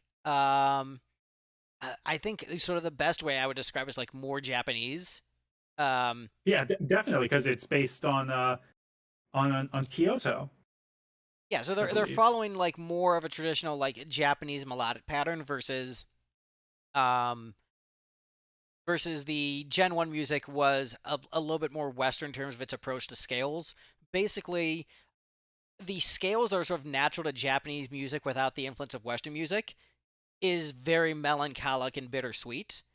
And so if you do music that has more of a traditional Japanese vibe by using those traditional Japanese scales, it's going to have these like beautiful, sad emotions in terms of the melodies that they portray. That's just a common thing. Like that freaking Japanese music and Irish music just makes you cry. Like that's just like what they do with those Right. scales that they And use. Nobuo Uematsu mastered both. Right. So I think that's probably where you're feeling with the music. Yeah, yeah, probably. But like, I'm trying to refine what I was getting to uh, because the one of the things that you really liked about Gen 2 was that it was Gen 1 but more. And so obviously that firmly entrenches you in the Genwunner category. But I mean, look, uh, I acknowledge the stereotypes that I fall into. Like I fall into a lot of normie stereotypes. Like, oh, his favorite band is the Beatles. How original. I'm like, yeah. Oh, his favorite Final Fantasy 7. Oh, how original. I'm like, yeah, okay, I'm a normie. Whatever, whatever. Gen Wunner, yeah, like, I'm not saying it. Yeah, I'm not saying it's bad. right, but like, I'm a normie in a number of ways. I have shame. Bow my head in shame. Okay, okay. Now I remember where I was getting to. So when it comes, so one of the big draws to Pokemon is the Pokemon themselves. You know, they're new Pokemon every generation, and one of the big things that kind of keeps them fresh is how like is the new Pokemon, not just in the design, but also like their typing and their move sets and how they interact with each other. You can't always fall back on old favorites. You have to, find something else. Like one of the big moments that people always talk about with Gen 4 is the fight against the champion Cynthia, and specifically how the first time they got to her, they always had trouble with her Garchomp because it was just so oppressively powerful. They didn't have an ice Pokemon prepared to kill it instantly. The thing moves fast, it hits like a truck. So that's one of those things that has that appeal, that continued appeal for a lot of people, is finding out the new combinations. And I want to like kind of hear your thoughts on what makes a new Pokemon interesting to you. Is it just the design? Is it a design in combination with uh, their typing and how they're used in the game, their location in the game, like a particular context? Like, I want to hear your thoughts on that. For it's vibes. Like, uh, Bulbasaur, he was both practical and cute. And I like cute things, and he was also like just a, my car is a very sensible, gas efficient car. It doesn't like look super awesome, but it gets the job done. And so, Bulbasaur, he's like not as flashy as Charmander, doesn't evolve into the big cool dragon or whatever, but he gets the job done. He's steady, reliable. So I think my approach is like, who's going to get the job done, and then just who do I vibe with? So, have a balanced team for the different situations. You have, you know, an electric type. You try to just build like a balanced roster. I know Articuno was usually like one of my go-tos. I love Articuno, Yeah, my so favorite of the legendary yeah, birds. so I think like as far as like the two that are on my team no matter what, it's Bulbasaur and Articuno and maybe like Mewtwo. Um, but then otherwise, I'm pretty open to like whatever the situation calls for. So I think maybe that's why I don't I don't remember who my teams even are in Gen 1. Like I just remember like those three were my constants, but then who else was on my team? I don't remember who my regular roster was. And if I don't even remember it on Gen 1, there's like no chance I remember it in Gen 2. So I Yeah, I found something that worked, but it didn't it didn't stick with me the same way that like Final Attack Revive does in Final Fantasy VII, of just like a clever workaround. It's just like I remember ones I vibed with, but I don't remember like mechanically feeling super like, oh man, I did this thing. Like that never really was a thing for me with Pokemon, which is kind of the game. yeah. I mean, but also too is that sometimes uh, the a Pokemon's typing and a design can inform each other. Would you agree with that? Oh yeah, I absolutely like. Actually, can you define that a bit further? So I'm knowing exactly where you're landing with it. So for example, let's use Bulbasaur in that family as an example. Uh, it is it is a plant. Like physically, it's a little reptile that has the seed bulb on its back that gradually blooms as it evolves. And when it's fully evolved into a Venusaur, it's a very bright sort of like flower, and usually bright flowers in nature are ones that you kind of want to stay away from. And as such, the Bulbasaur family is grass poison. Yeah. Would you say that you would get, obviously you'd get grass from looking at Venusaur's design, but would you get Yeah. poison from its design? Yeah, I would think you would definitely get that as it evolves, and like it makes sense with it makes sense in the context of the world. Like it's a design that I'm like, okay, I understand why it has the abilities that it does. Like it feels logically coherent, and I think with my personality type, like you've got the four classical Chinese elements, fire, water, earth, and wind, and I don't like fire. I don't really like swimming or going to the ocean that much necessarily. But I love hiking. I love going to the woods, being surrounded by plants and trees. So I think I naturally like gravitate towards the grass types. And so Mm-hmm. just it is if I was a gym leader, I would probably be the grass type gym leader. Like, here's my, 10 grass types. And wouldn't you know it, I am getting destroyed by this person who came in here with fire types. Oh man, maybe I should have like one different one on my roster. But like, if I was a gym leader, I'd be one of the grass type gym leaders. So I think that's Yeah, just I mean, it exemplifies my personality of like the way I interact with the world, my personality type, but also pragmatically, like Bulbasaur was good against like the first few gyms, so it was like a right. pragmatic choice, but also one that really spoke to my general personality. Right. And you touch on, if you were a gym leader, you'd be a grass type, and why am I getting beaten by this fire type all the time? Like, have you thought about like, because Pokemon can have two types, we mentioned Venusaur being grass poison. Have you ever thought about, okay, well, what if I had and this is going into mechanics again, but also keeping with that grass vibe, have you ever thought about like what other types could be combined with grass, and like kind of what kind of Pokemon that would be, what kind of vibe that would be? Yeah, I've dabbled with the thought as far as I haven't gone too deep into it because I figured with all these generations, I'm sure the combinations had to have happened at some point.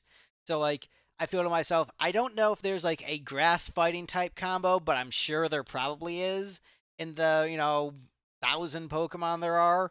Um, a a fire hybrid. Like grass ghost. I'm sure there's some weird ones out there.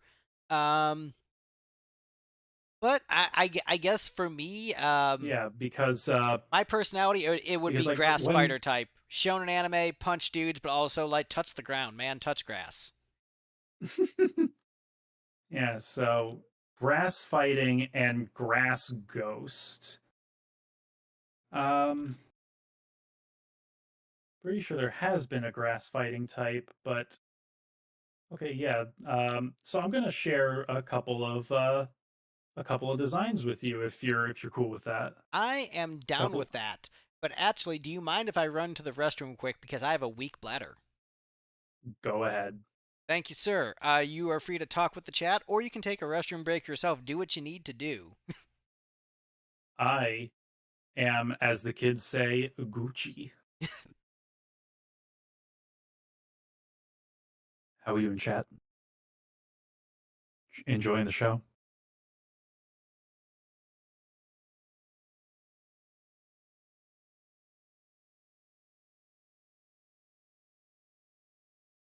Just going to be pulling up some Pokemon for Greg to kind of get a load of. I've got a couple of grass ghosts and a couple of grass fighting types. I've got for grass fighting, I've got Chestnut and Breloom, and for grass ghost, I've got Decidueye and Trevenant. I think he might get a kick out of at least one or two of these.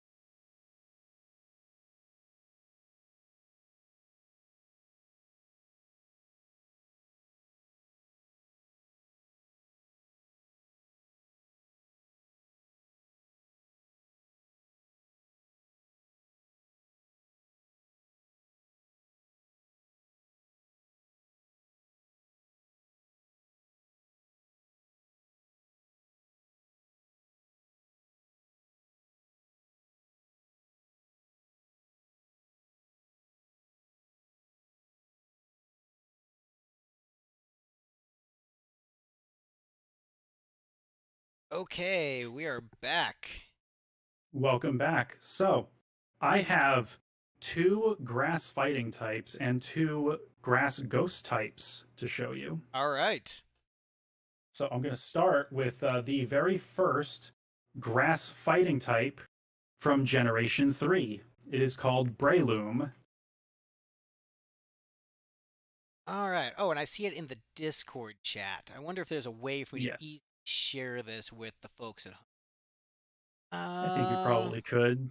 Yeah, give me a sec to figure that out. Um, best way to do it. I might make you just disappear for a second to make that easier. That's fine. Do what you got to do. All right. You have unfortunately disappeared, but the folks at home can now see this beautiful, beautiful Pokemon. Yes, this is Breloom, a grass fighting type. It is the evolved form of Shroomish, which is the onion Pokemon. You can catch it very early on in Generation 3, before the first gym. It evolves to somewhere in the 20s, and it is most well known for its ability. I believe it has Effect Spore, which means that whenever an opposing Pokemon makes contact with it, it has a chance of either being paralyzed, poisoned, or put to sleep. And its signature move is Mach Punch, a fighting type move that always goes first. I like this. My immediate thought is I am vibing. Um, I am vibing. Like this is like he's not Bulbasaur, but he's like Bulbasaur's cousin, and I like him, and I'm down with hanging out with this guy. Right. And I think that, based on how you were describing kind of grass types, that like maybe getting a Breloom early on could maybe kind of push you towards giving Generation 3 a try I because do you like can this get it guy. so because you can get Shroomish so early. Then it's just a matter of whether you're going to keep Shroomish or Trico, the grass starter, or just keep both. Yeah, Because just go Sceptile full is gym pretty leader. cool. I Yeah, I mean, like like, this one a do it. lot. This I am vibing very hard with this. This was a good find. Yeah, like a lot of people like Breloom. I can't remember if it got uh the ability Technician in later generations or in that generations, which okay, yeah, I got Technician later, so I'm not gonna worry about that. Uh Technician basically is an ability that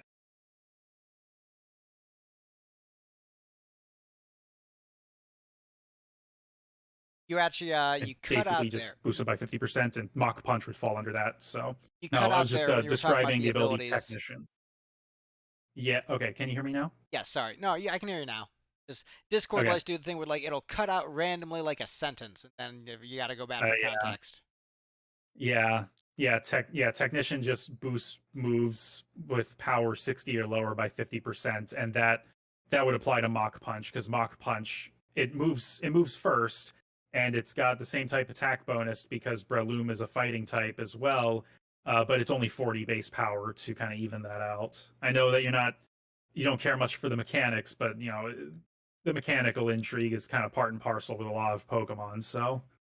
No, that's fair. Look. And since Mach Punch was kind of Breloom's signature attack for a hot minute, it's kind of worth bringing up I in my mean, opinion. Mach Punch. It sounds cool. Look, you got a grass type that punches things. I'm down with this. Yeah, especially with like those little nubs, like they don't even look like fists. Yeah, but hey, he gets the job done. I joke that I have T-Rex arms and I have trouble reaching things on the top shelf. So no, I'm hey T-Rex arm grass type. We are vibing. We're buds.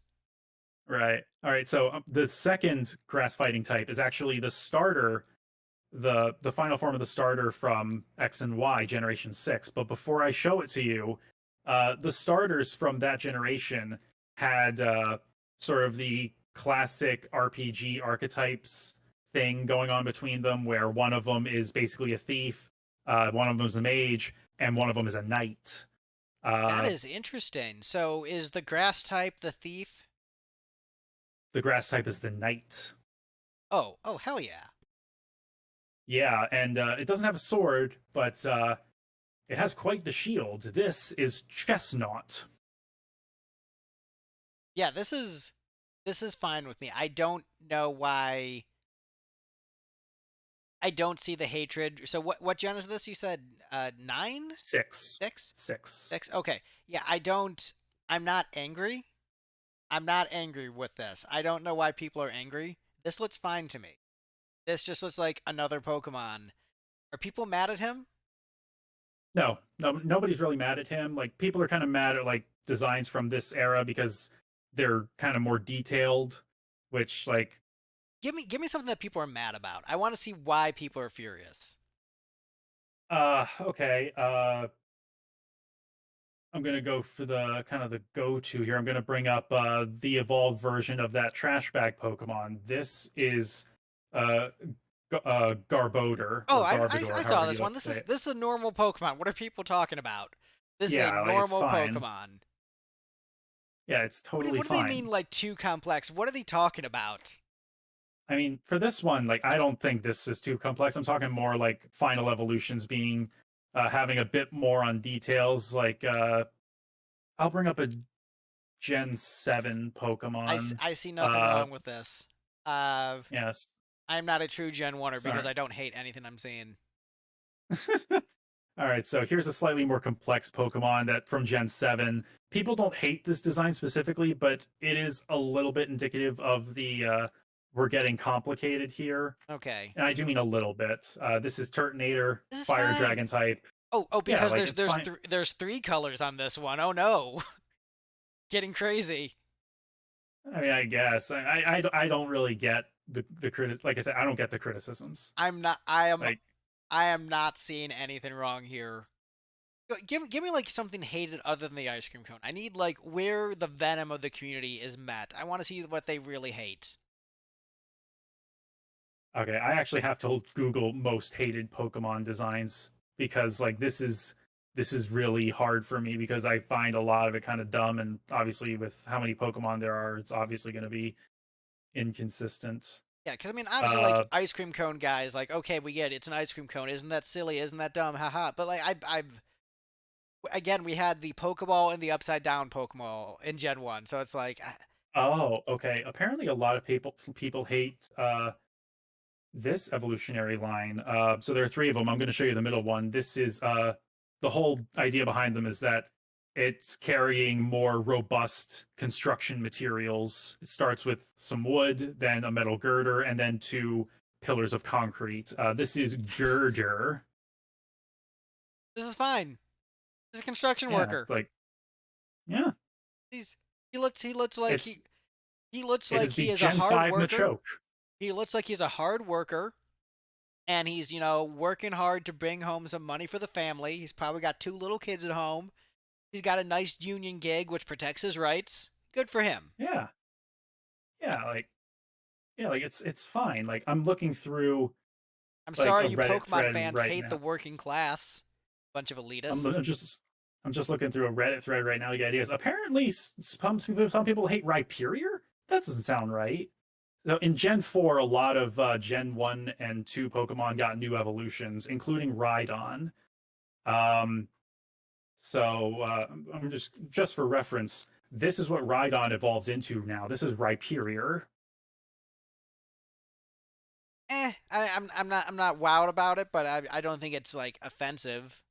Um, Yeah, like you can see the logic moving from Rhydon to this. yeah, no, I can Like, see it.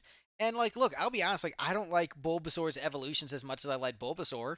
And when I started playing the game like in replays, I actually would not let Bulbasaur evolve because I just loved Bulbasaur so much as he was. So, so you decide to do a challenge run. I mean, it wasn't that hard. It was fine. Yeah, I know.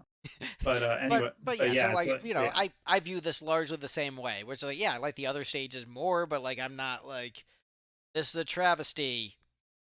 This generation is yeah, trash now.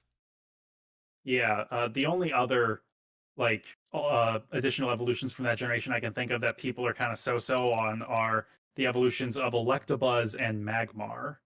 I think I And saw something about those. That does yeah, sound vaguely familiar. like Electivire is a little weird, but I like it. I just I'll share Electivire here, Electabuzz evolved form. Oh, that's sick. That's awesome.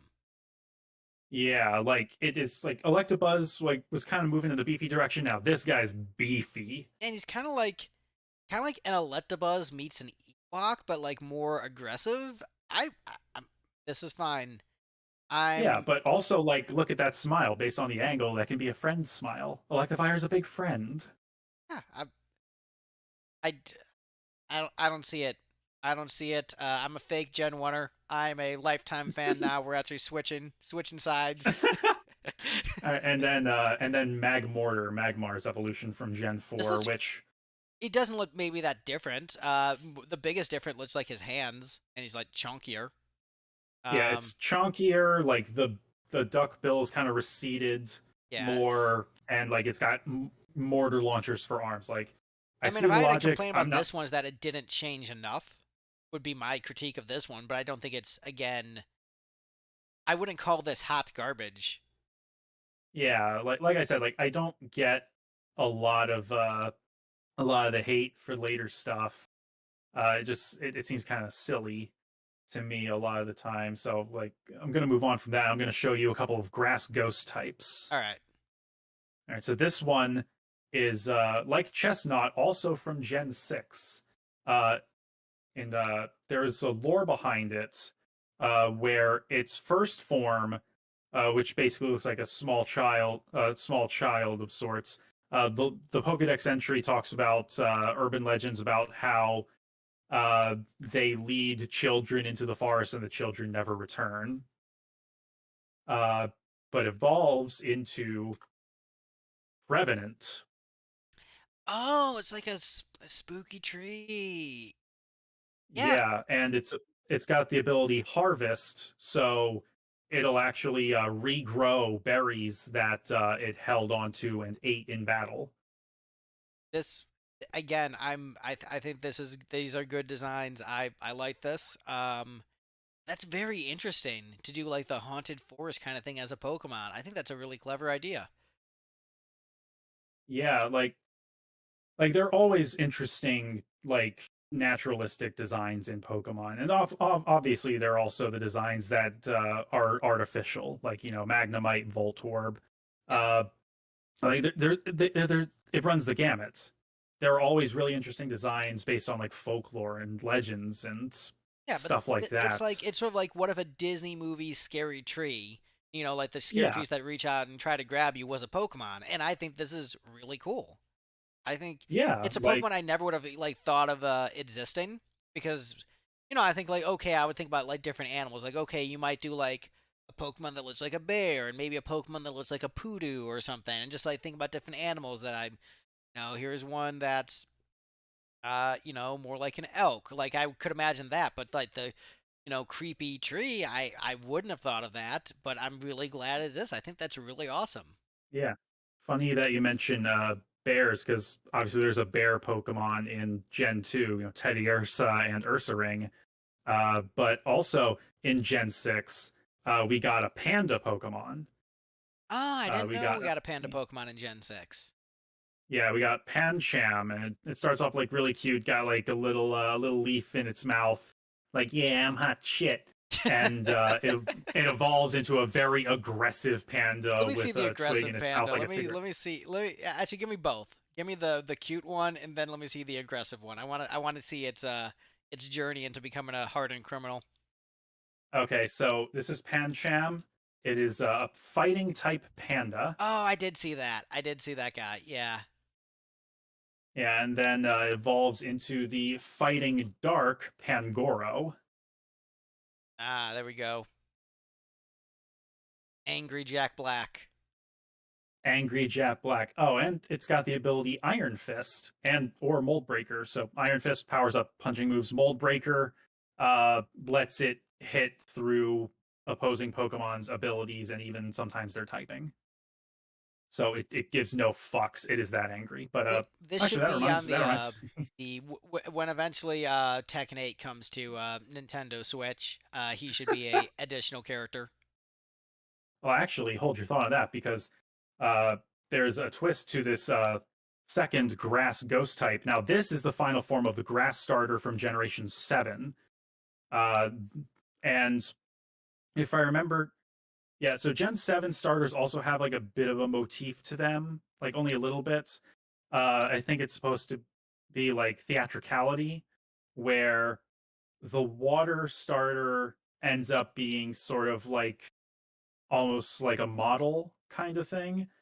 Uh, the fire starter evolves into basically a pro wrestler, and the grass starter basically becomes Robin Hood. Uh, this is Decidui. So is this the first form? This is the last form. The last form. Okay. Yeah, Grass I Ghost. so he's so this is a starter you said, Yeah, this is the last form of the starter. and so he's grass ghost Yes. and flying. No, no. It can learn flying moves, but it starts off as a grass flying type, but as it evolves, it loses the flying type and becomes a grass ghost type. Interesting. What would be the lore reason for that? I'm not sure. I haven't read the Pokedex entry, but actually, let's look at the Pokedex entries now. It fires arrow quills from its wings with such precision they can pierce a pebble at distances over 100 yards. I don't know. It's all basically kind of espousing about its abilities, not so much Like at what the point ghost in type. its journey did it die and become reborn? Uh, Actually, yeah, this is the point where it became a ghost because its first evolution into Dartrix is still grass flying. So I think that ghost is less about it being like a spectral from a specter from beyond the grave and more a shadowy figure. So an agent of the night. So like you could probably argue that having it be part dark would be more appropriate, but the thing is that that generation also introduced regional variants for some Pokemon, which would continue for the next couple generations. And in Legends Arceus, uh, Rowlet, the first form of Decidueye, is one of the starters you can pick. And there is a variant of Decidueye in Legends Arceus uh, that is grass fighting. So come on, there we go. So this is Hisuian Decidueye, just as a Decidueye that evolved in a different area of the world. This also looks very cool. I yeah. All right. Gen one. If you're Gen one only based purely on the designs, I don't see it. I think these are all cool. I'm down with this.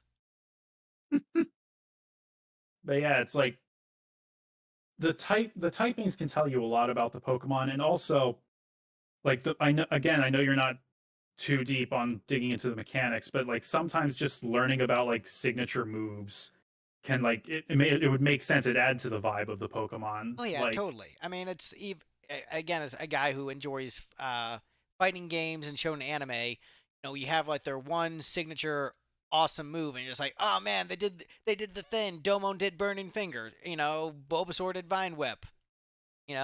Pikachu did Electric Shock. Like it's, I mean, I'm that's also proven like how basic I am. Where I'm talking about like those very simple moves, Solar Beam.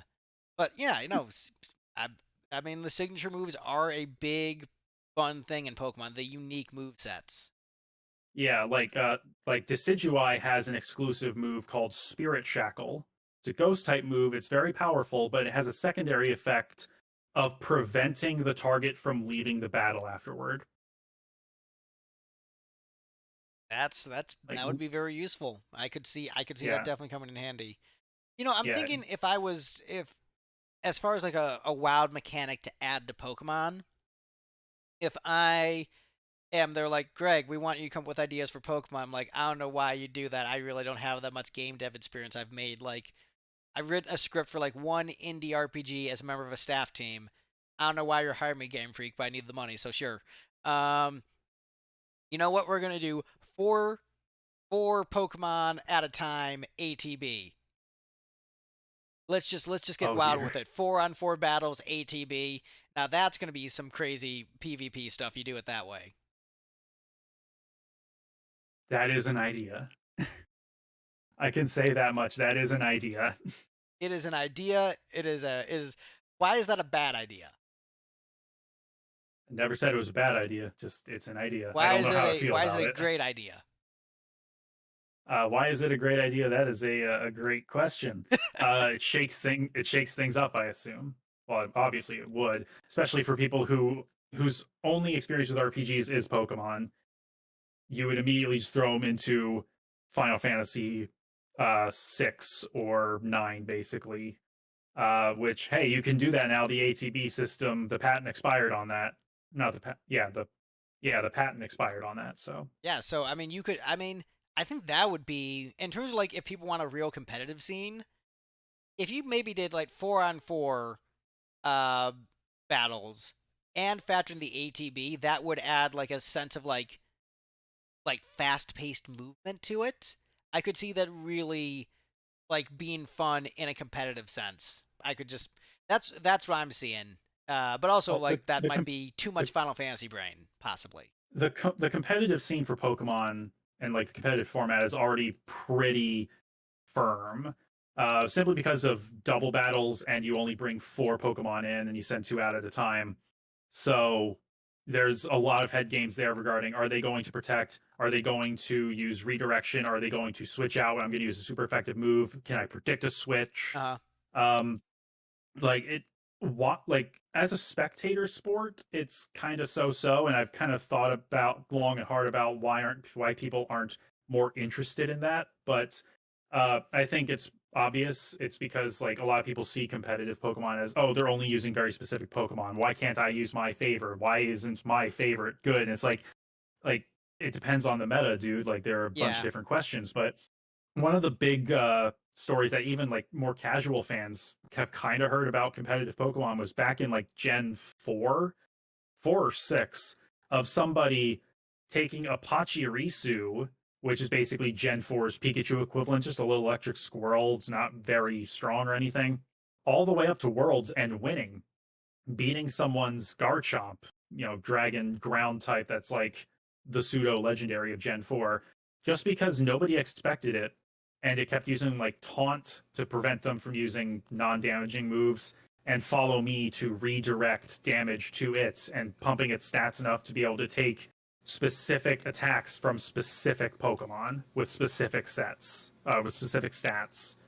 And like it became a meme basically, and that person brought it back for the most recent season. Yeah, I guess that So it's would like, be maybe too much of a core fundamental shift. Adding in like ATP and 4-man teams. because like It's really in like set competition, in the ways. yeah, especially because with the way the speed stat works, like I'm not saying that it couldn't work with an ATB setup because it would just speed up the ATB gauge, but there's a little bit of a game of cat and mouse specifically when it comes to like specifically the speed stat, because it determines turn order. Like as long as you're 1 point over, you're gonna go before the other guy. So you only have to invest enough to outspeed a specific threat, and then you can put your EVs into a different stat and do run specific calculations so you can survive specific threats. uh there's a lot that goes into it, and I'm not gonna like say, oh, you should totally learn all about the ins and outs, go watch this YouTube channel or anything. uh but like I know that Wolfie VGC, Wolf Glick, he's made videos that talk about like specific matches and why they were like, and breaks down like what makes them really interesting. There's, I believe, one video he did was on how someone who was in a big event, it was like a regional or a national, was basically like down three Pokemon and hadn't gotten rid of any of his opponent's Pokemon. All he had left was his Dragonite, and he was able to turn it around just because of how he had specifically built up Dragonite to whittle down all four of the opponent's Pokemon and just barely eke out a win. Like That is just wild. really, yeah, there's some wild stuff that happens in the competitive scene. Uh, and it's specifically because of all of the different interactions between moves, typing, and the Pokemon themselves and their abilities and the held items that they have. There's a lot of variance there, and that's why I was kind of banging on like, hey, use this in the base game to give some players a proper challenge and do it outside of like the battle frontier, which was a great concept, but even the staff at Game Freak didn't fully test it. They had to use cheat devices to show that, hey, they technically work. So barely anyone's actually finished them because you have to do a lot of work in order to like get to a state where you're able to really do them. And even then, it's mostly just bragging rights that you're doing it for. Right.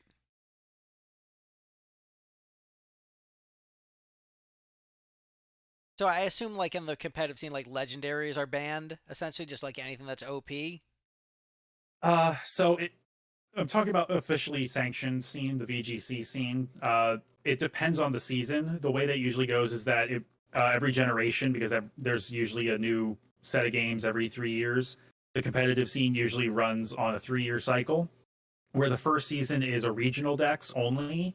So only Pokemon that can be found in the core game that just came out that are in that Pokedex can be used. So it's like, okay, you're only playing with like 300 or 400 Pokemon, and even then, only a subset of that are usable or are fully evolved.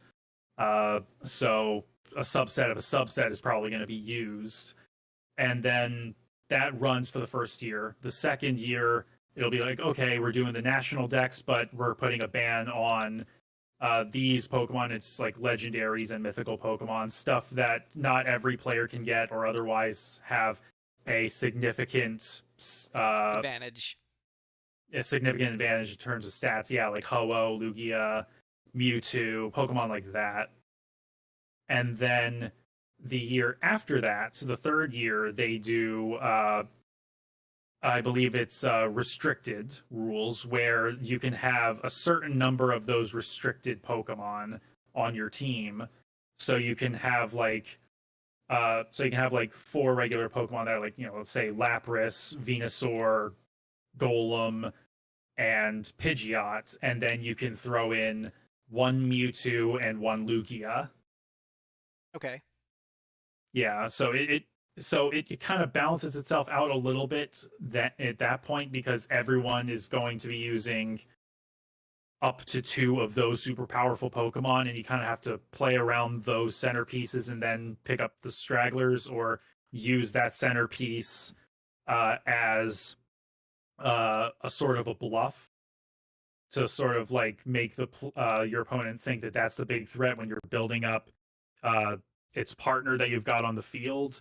Like there's a lot of head games in competitive Yeah, I can Pokemon. definitely see that as being like especially since it is a build your deck RPG essentially. Um, Essentially, yeah. yeah. So, oh man, I had a thought and I lost it, and I hate that. Oof.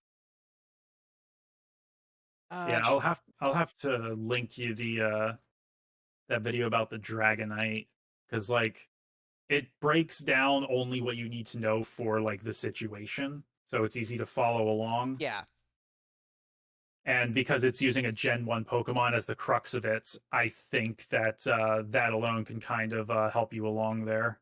yeah. Because I remember Dragonite being quite like pretty powerful. I didn't vibe with Dragonite for whatever reason. Maybe just like there was the final design, just like maybe looked like too cutesy for how powerful it was. Like it just like didn't mesh right for me. Uh, like I was never a big Charizard guy, but I thought like, well, you already got this other cool dragon. Like, why do you need this other dragon? Um, Yeah, new dragon every generation.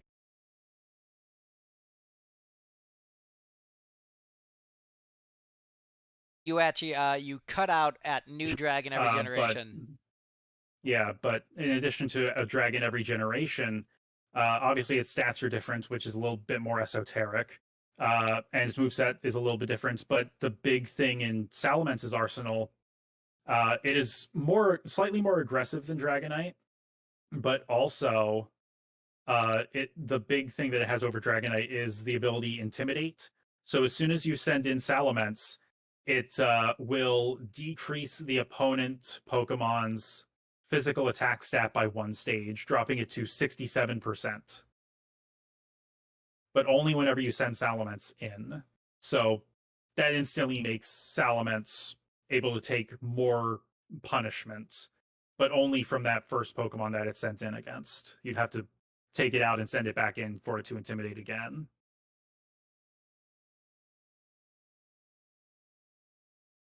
I thought of something different, completely unrelated. Why do you Mm-hmm. think there are so many Genwunners? So after Gen 2 specifically, I think that the kind of the initial set of kids who played Gen 1 and a bit of Gen 2, they were kind of getting to that point where they were feeling peer pressured uh, by each other and also like their parents or their older siblings uh, to put away the kid stuff that Pokemon is for kids. Because I remember that a lot when I was when I was in like third, fourth, fifth grade. So I definitely think that's part of it, but also because for those who did try to continue forward with Gen 3, you couldn't trade your Pokemon up from Gen 2 into 3 because of the incompatibility between like communicating between Game Boy and Game Boy Color to Game Boy Advance. And also because, as far as under the hood stuff in the changes they made to Gen 3, it was just so much of a leap from Gen 2, just such a departure under the hood. But again, esoteric reasoning. So a lot of people couldn't play their favorites. There were new Pokemon that they maybe weren't as familiar with, and then there's the peer pressure surrounding them to grow up and stop playing with kids stuff. But because Pokemon is such a huge global phenomenon, I don't think that's all of it. I think that you know I don't think you can really pin it on any one thing. Uh, the biggest one I think would probably be nostalgia, because just saying, oh, I have to stop playing Pokemon because it's for kids, that doesn't immediately engender people to become so defensive of Gen 1 and uh so disdainful of later generations that they Yeah, have not and may not have interest in playing. Nostalgia is a hell of a drug. it is a hell of a drug. I think that nostalgia, it plays a very big role in the meta narrative around certain games. Um, like one of the sort of hottest take I have. Well, I've two pretty big hot takes, and I think I told you about my two big hot takes. But my one hot take that I get a lot of heat for that relates to this is that Final Fantasy VI is of like average or above average quality for the Final Fantasy series, in that I don't think it's like a lot of fans say it's leaps and bounds better than every other game in the series. And they say like, nothing comes close to topping Final Fantasy VI. And I find that to be like the Genwunner thing of Final Fantasy are like the FF6 fans. I've at least in my experience. Kinda. I mean, and don't Yeah, get me I wrong, can there's see that. also the 7 fans, but I think they're different. I think they're more like the frat bros of the community, where it's much easier to pick on 7 as a punching bag because I think there's more like obvious flaws. I would say higher highs but lower lows, and so where you land, your mileage may vary. What do you value? The what we were talking about at the beginning, like is a game ruined with some bugs and a low frame rate? Is a game ruined by the Lego characters and this guy are sick? Uh, so but the meta narratives that evolve around games, like we were talking about 11 before the stream, and why so many fans skip it. There's so little content about it out on YouTube, at least from like a storytelling perspective. And then everyone plays 14, and then you'll see all these ranking videos. Like I played every Final Fantasy game, including 14, but I didn't rank 11. I didn't even play 11. And so, what leads to these meta narratives? And what leads to the meta narrative of Pokemon of just like, even though Bulbasaur is my favorite, oh, why is Bulbasaur so superior to Chikorita? When I think if I look at them side by side, I think like although I prefer Bulbasaur, I can see why someone would prefer Chikorita, and I don't think there's this massive chasm between them the way a lot of Yeah, people do. yeah, and continuing on the Bulbasaur Chikorita example, like there's not a chasm so much as just one group is so much larger than the other. Right. Like it's much easier to find, and looking within the context of the game itself, a lot of people don't like Chikorita because it's weak to the first two gyms. And like, okay, mechanically, I get that. Mechanically, I still think Meganium's really good because it's really bulky and has like reflect and light screen and synthesis. Like it is a wall. And those It's too same bad it's a people grass type chose because grass Charizard in the types have a lot last of gen. weaknesses.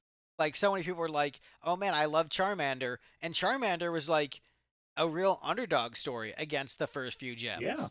So you yeah, can't, exactly. be like Charmander's great in one breath, but Chikorita is trash in another. I think that's just not a very. I don't want accurate's not the word I want to. You like maybe It's honest it's very assessment. dissonant. Yeah, It's dissonant. yeah, yeah, yeah. Because like I'm assessing designs here. Like Chikorita and Bulbasaur, very simple concepts. They're both, reptilian in like their physical body, but they've got the plant motif that grows as they evolve into their final form, and it ultimately concludes with them having a large flower, a large brightly colored flower, just to different ends. Like Meganium is not a poison type, but it's also it's trying to be something that looks like it would smell nice rather than something that would probably smell foul. Right. Going very very different directions with the type of plant there. Like and I like grass types. Most of my starters of choice are grass types. Unfortunately, Chikorita is not one of them. But I but I respect Chikorita, and I especially respect people who choose Chikorita in Gen 2 knowing that they're going in at a disadvantage. Because like that takes commitment. I went with Chikorita every time when I played Gen 2. Every time. That's that takes commitment. I mean, but also Yeah, when I like say every time, I mean all two times I played. all two of them. all I two of I them. prefer I prefer Totodile in Gen 2. Just like I love Totodile. It's just such a little goofy goober. I love He him. is cute. I did like, I did like start like a save and like, try them out for a little bit. I did like him, but still like, again, the grass types speak to me. Whatever it is. I don't know what it is. Yeah. And the thing is too is that like some Gen 2 starters do some interesting like things mechanically. Not like anything super revolutionary or super profound, but it's like uh how Venusaur evolved from Ivysaur at 32 rather than 36, like the other Kanto starters would. Uh Gen 2 kind of plays with that a little bit more because I believe Chikorita evolves at 16 and then 32. Cyndaquil evolves into Quilava at 14, and then into Typhlosion, I believe, at 36. And Totodile evolves into Croconaw at 18, and then Croconaw into Feraligatr at level 30, which when when I was younger, some kids kind of gave me shit for liking Totodile because you just want the final evolution early. It's like no, No, he's I cool. just I like really him. like Totodile. Yeah, that was always the weird thing is that people would give you crap for your choice of starter. Um, like I remember everyone choosing Charmander and thinking like that was kind of boring. But I didn't like give anyone crap for that necessarily. People gave me a lot of crap for Bulbasaur, and I was like, man, whatever. I like him. He's my dude. Sticking with him, ride or die. Yeah, yeah. And now I'm thinking about it, like every generation they trying to do something a little bit interesting with the starters compositions. Like for Gen 3, there was Sceptile, who was a mono grass type. They had Blaziken go for fire. They had firefighting for the fire type. And then for the water type, its final form was water ground, so it wasn't weak to electric. And the two types covered so many of their weaknesses that Swampert's only weak to grass. It's 4 times weak to grass, but it's only weak to grass. And then they started solidifying more of like these ideas of strange compositions in Gen 4, where you have the fire, water, grass sort of cycle of weaknesses, but then all of them have secondary types that kind of put it in reverse, where you have fire fighting, and that fighting type could beat the water type's secondary typing, which was steel. And then for the grass type, when it fully evolved, it got ground as its secondary type, which could then beat fire. Yeah, Which so that adds an extra layer to that circle. yeah, and then it finally came into its own starting in Gen 6, where you saw Chestnut, where it was grass fighting. Actually, no, it didn't go full circle. It just kind of got reinforced in Gen 6, because grass fighting, fire psychic, and water dark. Then Gen 7 had water fairy, fire dark, grass ghost. This got away from me real fast.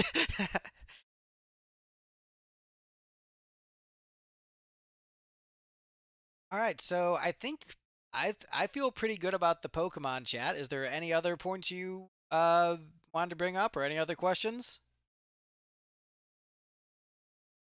I don't think so. Anything on my part?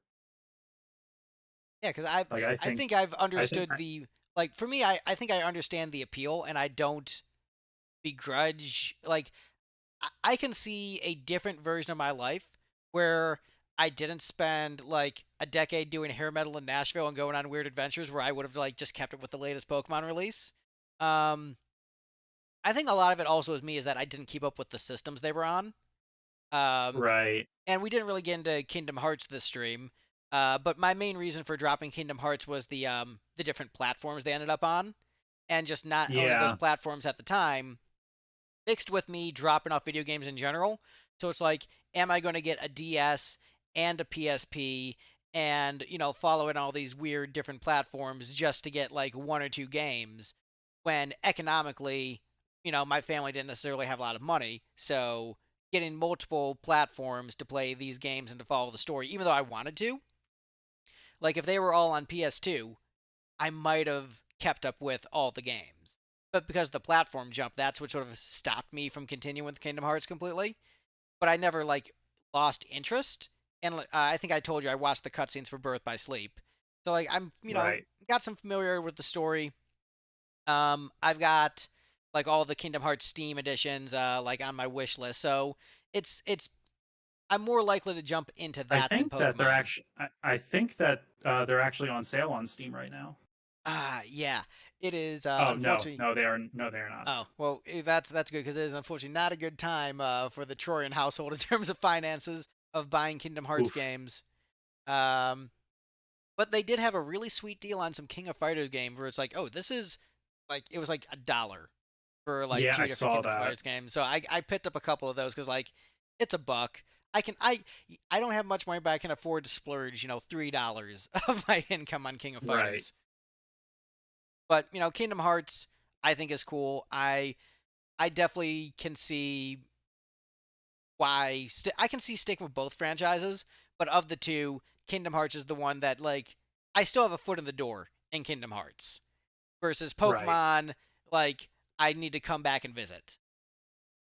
Yeah, and do you think that, like, after the talk that we've had tonight and showing you a few Pokemon of of the particular type affinities that you'd be interested in seeing, would you be do you see yourself giving the franchise another shot with a later entry sometime in the near future? So there's a yes and a no. There's a yes that I will give the franchise another shot. The near future is probably a no, because I have two massive, massive games that I'm trying to just like complete and like be done with, but they're just obnoxiously huge. Because one of them is Final Fantasy 14, which is an MMO. Right. And you know how big MMOs are. And I have a massive game in front of Final Fantasy XIV on my list called Another Eden, which I don't know if you have any All familiarity right. with. I know that that is where ideas for a third Chrono game went into, and there's a Chrono Cross crossover in there. Yeah, it's basically Kato like making another Chrono game, but not owning the IP, so it is legally distinct in the same way that Xenosaga is legally distinct from Xenogears. Uh, Right. Even though like straight up, Frog from Chrono Trigger is a character, Luca from Chrono Trigger is a character. Like they're just like you just looking like that's just Luca. That's her. She's not called Luca. Her name is Ashtir, which is Luca's last name. She's an inventor with purple hair and glasses who makes robots from the first village with the same last name as Luca, but she's not Luca because legally distinct. But when Kid from Chrono Cross meets her, she's like, "Hold on, are you Luca?" No, I am legally distinct, Luca. I am not Luca. I'm not Luca. I'm my own original character, Bluca. But it actually is like a magical, rich experience of an RPG, but it's the size of an MMO is the trick. And so Oof. because it is a live service game, I'm trying to beat it while it exists. And if it was bad, I could be just like, all right, whatever, I'm done with it. But the problem is it's really good and there's just a ton of stuff in there. So, and because it's a free live service game, like I don't know how long you're existing, dude. So Another Eden is the top priority, and then 14 then checks off my Final Fantasy completionist list, which I know how you feel about the Final Fantasy completionist list and how nice that would be to be checked off. Yeah. So, but I have a list of RPGs that I want to play, and a bunch of Pokemon games are on there. I think I will probably want to jump into like Gen 3, and I think the Yeah. GameCube ones I think I want to jump into. Yeah. Um, Specifically because you were talking about Coliseum on GameCube. If I remember correctly, Breloom, that onion grass fighting type, is in Coliseum. oh, then yeah, that'd be great. I think like story wise, I want to jump into that, but like there is a lot of stuff in Pokemon I do want to experience. Like I want to experience capturing God in a Pokeball. That sounds rad. You know, I've killed God, but I've never captured God and made him fight for me. So Make that sure sounds to get pretty out the rad. action replay for that because that's an event Pokemon. Ah, Just hack in the Azure Flute. Someone will give it to you at a Pokemon Center. Go to the top of Spear Pillar, and you will literally climb up the stairway to having to meet them.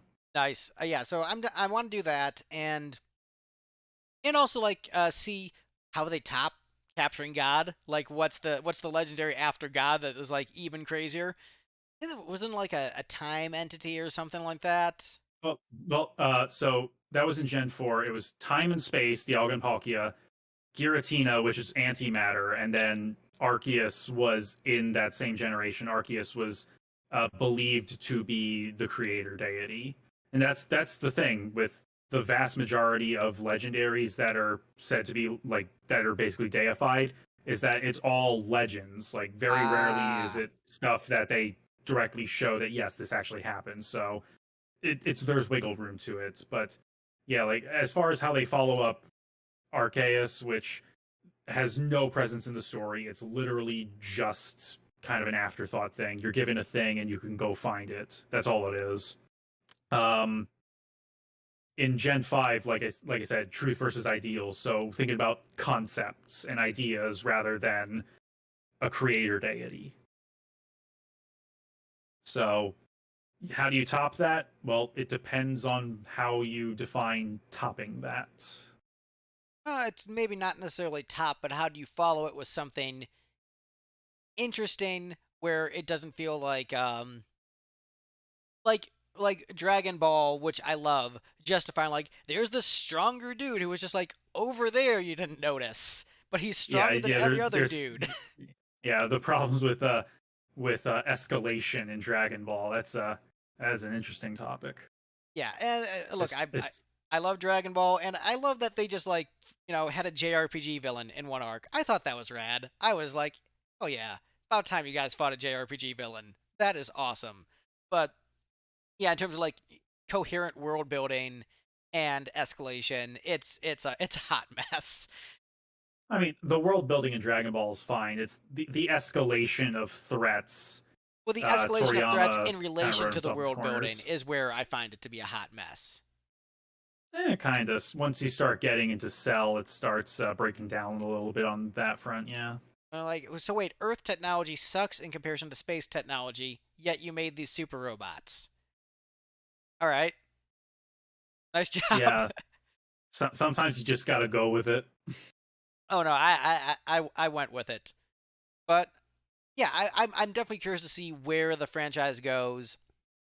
It's not a it's not like a no.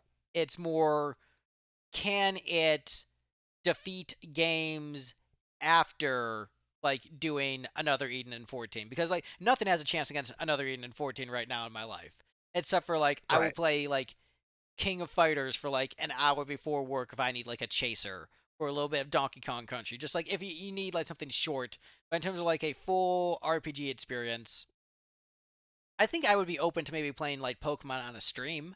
I think that might be a way that I would get to do it, where like Yeah. authentic reaction, like Genwunner plays Gen 3 and doesn't know what he's doing because he's a, a Genwunner. Like, oh, what's with these weird Pokemon? I don't know this. Where's my Bulbasaur? I don't like this.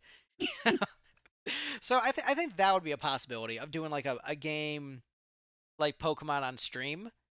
And I think Yeah. of like any RPG that I would be likely to stream, Pokemon would be pretty much at the top of the list. So Yeah.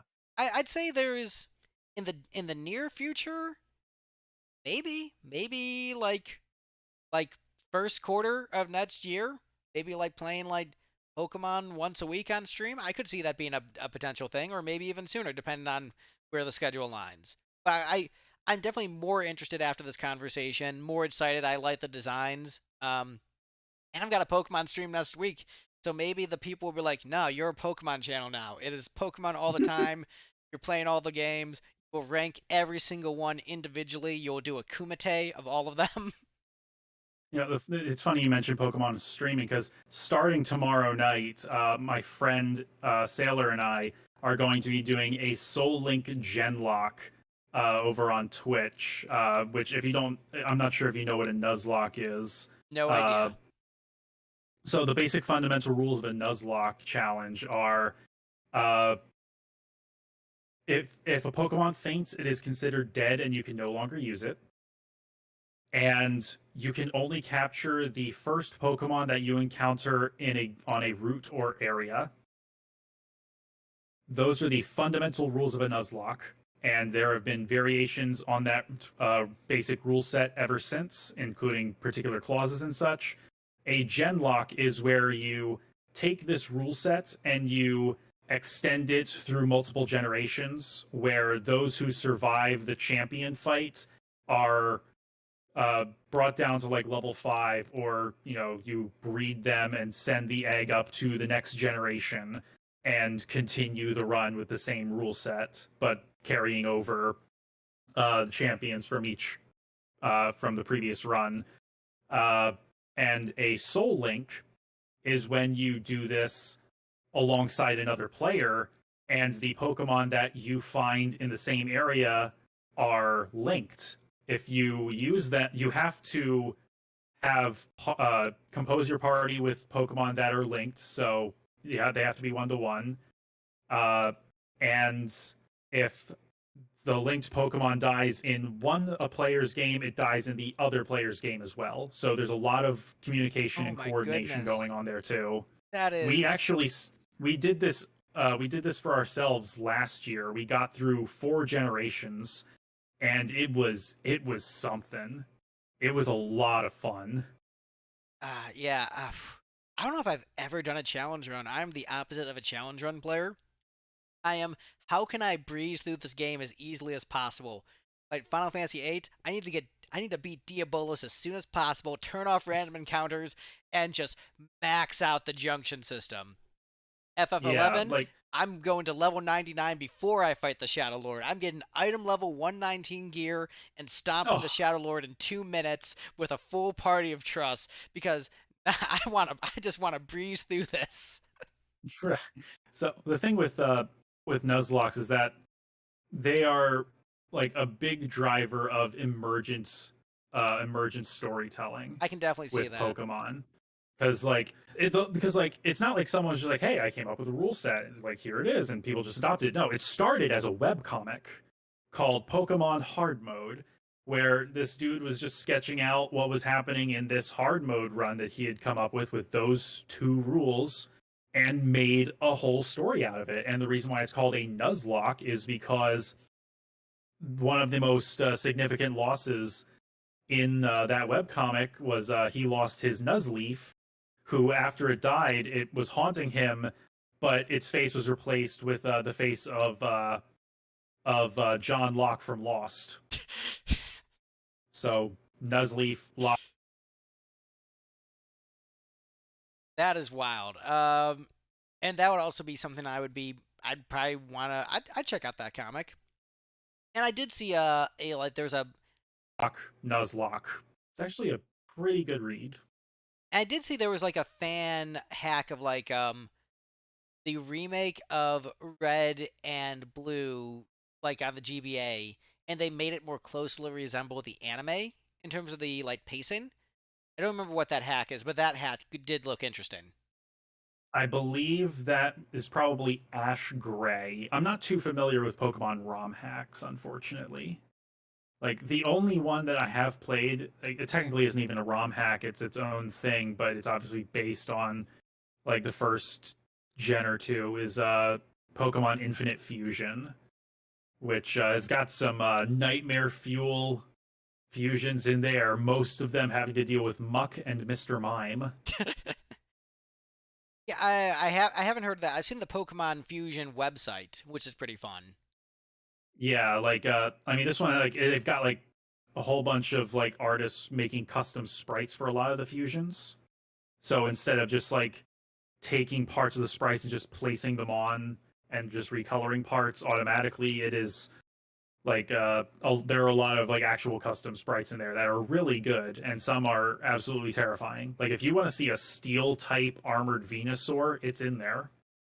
All right, send it in the chat. Let me let the folks at home see this. All right, I think it's this fusion. I have to actually go to the fusion decks. Uh,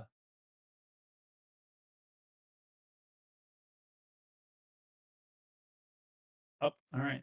Uh, there it is. All right, let's see this bad boy.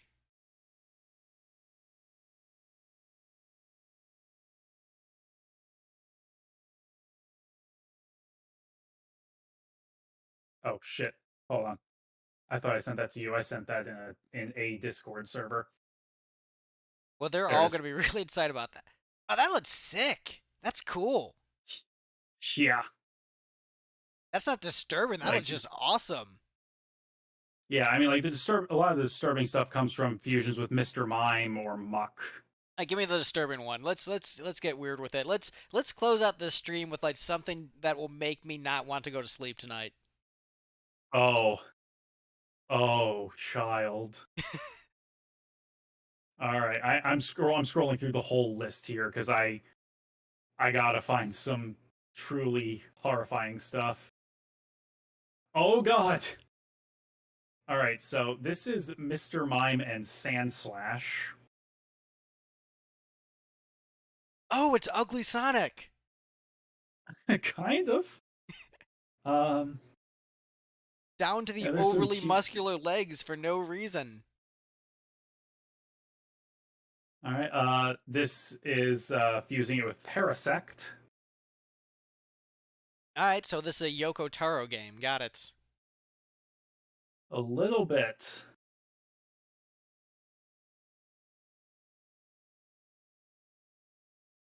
Oh, oh, here he is. Uh, fusing with Tentacruel. Its name is Mr. Cruel. All right, I like it. I could definitely see him being part of the Batman Rogues gallery. Oh, Okay. Uh, this is fusing with Grimer. It is called Grimime. I call him Grimy.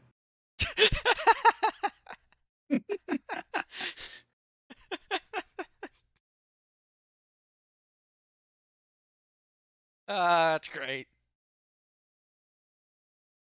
Uh, Uh, and okay, in a similar vein, this is when you fuse Mr. Mime with Executor.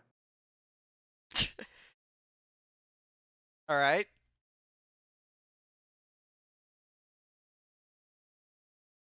And like I said, I'm still just going down the whole list. Okay. Okay. Okay. Mr. Mime Pincer. This is Mr. Sir. That one's pretty good. I can work with that one. That is less horrifying than I thought. Yeah, this is just the Full Metal Alchemist dad when he's out of dogs and children. I guess. There are some terrifying fusions with Pincer, though. Well, terrifying and cool. Oh god, I just looked on the Pincer page, and you can fuse with with Pokemon being either the head or the body. This is what you get when you make uh, Pinsir the body and Charizard the head.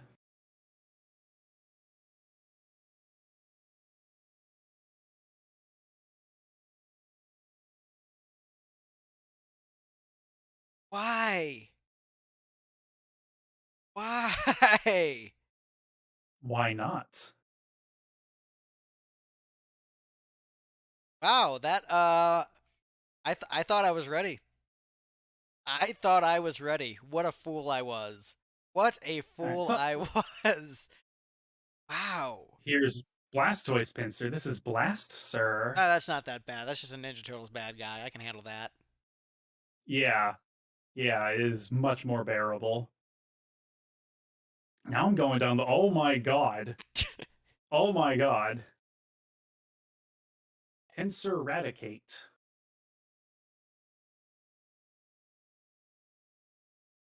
That's just an Earthbound like endgame villain. That's fine. Really, it's that Charizard one that's horrifying. Yeah, like the sprite artists for Infinite Fusions did a fucking great job. They really Sometimes went for it. sometimes they did too good a job.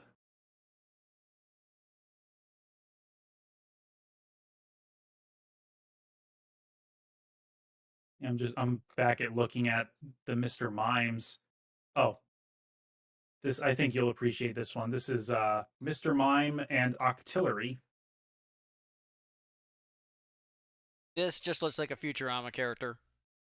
It's Octodad. Is that a Futurama character? No, it's an indie game where you can have control over like each tentacle, and you have to basically pretend that you're like a human man, even though you're clearly an octopus in a suit, Oh, and okay. nobody else realizes it except like this one sushi chef that's constantly trying to fucking capture and kill you. Story of my life, man. Yeah, it is funny. It is a funny game, an absurd game where your biggest enemy is the control, but it's a funny game.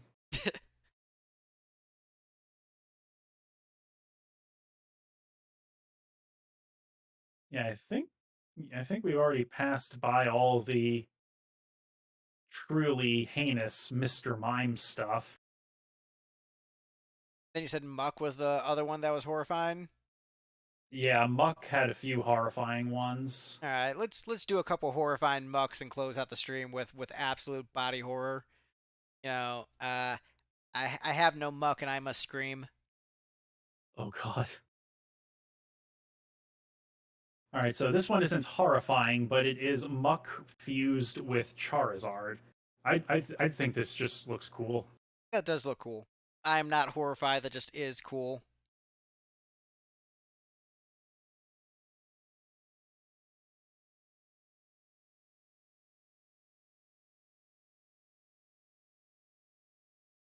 Oh God. All right. Muck Raichu starts leaning in there. That just looks like it's consuming Raichu. That just makes me sad for the Raichu. Like I said, it just starts leaning in there. Yeah. That one just makes me sad. Like, I'm not horrified, I'm just upset. All right. Muck Nidoking. He just looks like he got, like, covered in jelly. He Look just a little bit closer. Look around its right ear.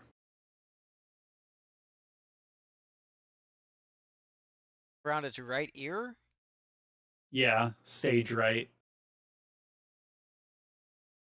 Like the What? skin is melting off the bone. Oh, no. I see that. I'm just saying, All I'm right. treating it like it's like he's just got some, like, he was making a peanut butter jelly sandwich and trying to open the jar and then just splattered all over him. It's like, oh, what a mess, all this jelly. Hmm.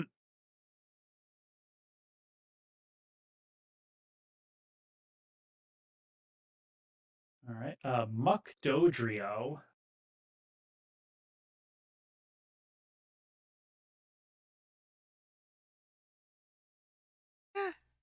Eh, not that bad. Not that bad.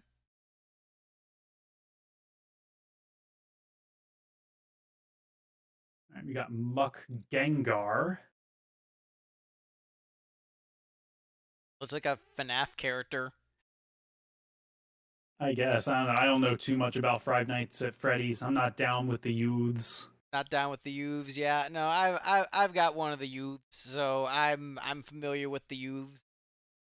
Oh, oh, you want to see Muck Pincer? Yes, let's do it. Let's just go all in.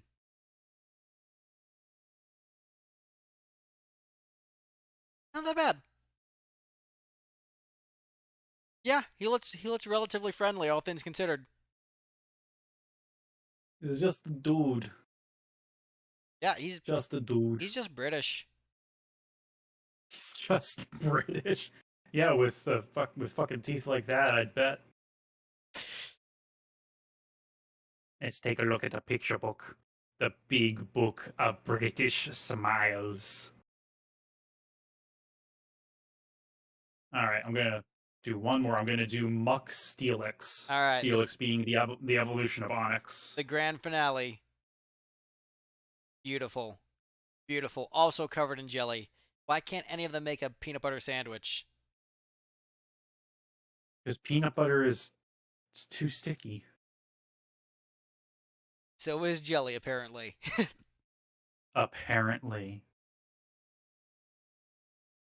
Well, my friend, thank you for educating me, having this discussion with me. I feel I've got a much better appreciation for the series, which, again, I'm not a traditional Genwunner in the sense that, like, I hate everything. It's more just, like the 6 a.m. song. We all fall off the wagon sometimes. I just fell off the wagon decades ago. But I'm definitely down to get back on the wagon, and I think a stream. I'm not doing a challenge run. I don't like challenge runs. Like I said, I want to make it No. easy peasy. Yeah. Yeah, never do it, especially like if it's your first time with a game, don't do a challenge run for it. Yeah, like, but even like Final Fantasy 1, like the only reason I beat that was because, like, okay, how do I make this game as easy as possible? Yeah, let's just do two fighters, two red mages, and just like plow through this bad boy. Like, forget making a emergent narrative. I'm plowing through this. So, but for you folks at home, tell me your Pokemon challenge runs in the comments, and I have links to your channel in the description. But before we go, do the plugs anyway, because that has shown psychologically people are more likely to do it. Yeah, of course. You can find me on my channel, linked in the description, as it were, Andrew Bluett. That's blue with two T's on the end. You can also find me on Twitter and Blue Sky, links to which are in the description of my videos.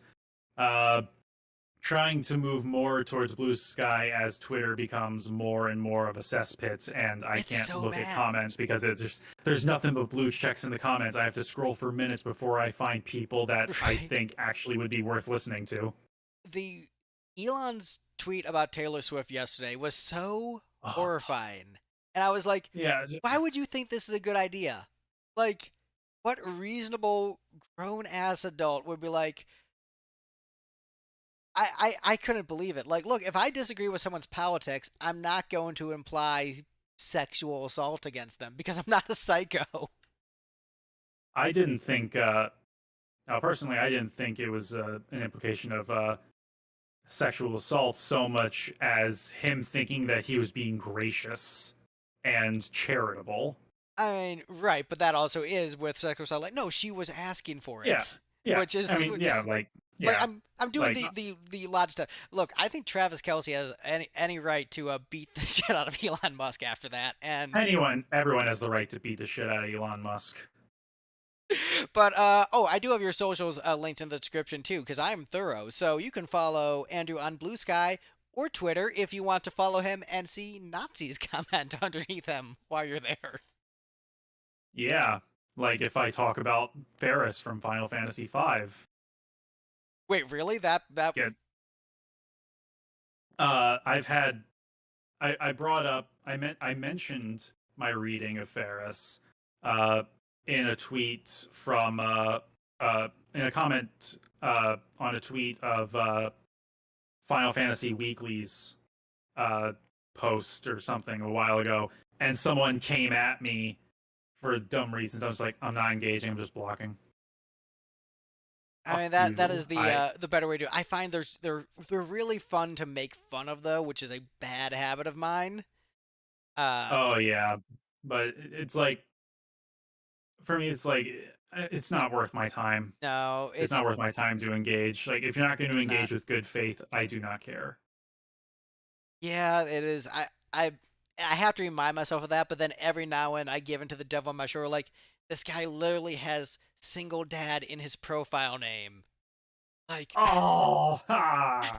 like, are you gonna make the jokes? Like, I mean, Is he is this why talking your about wife left you? he called Taylor Swift a slut and doesn't want his daughter looking up to her, and he has single dad in his profile name. Do I make the joke? Eh, and in the words of Elon Musk, asking for it. Oof, oof. Ugh. All right, well, that is a way to end a stream. Follow Andrew on Blue Sky. I'm on Blue Sky too, but like I never use it because no one's on there, unfortunately. I mean, there are people on there.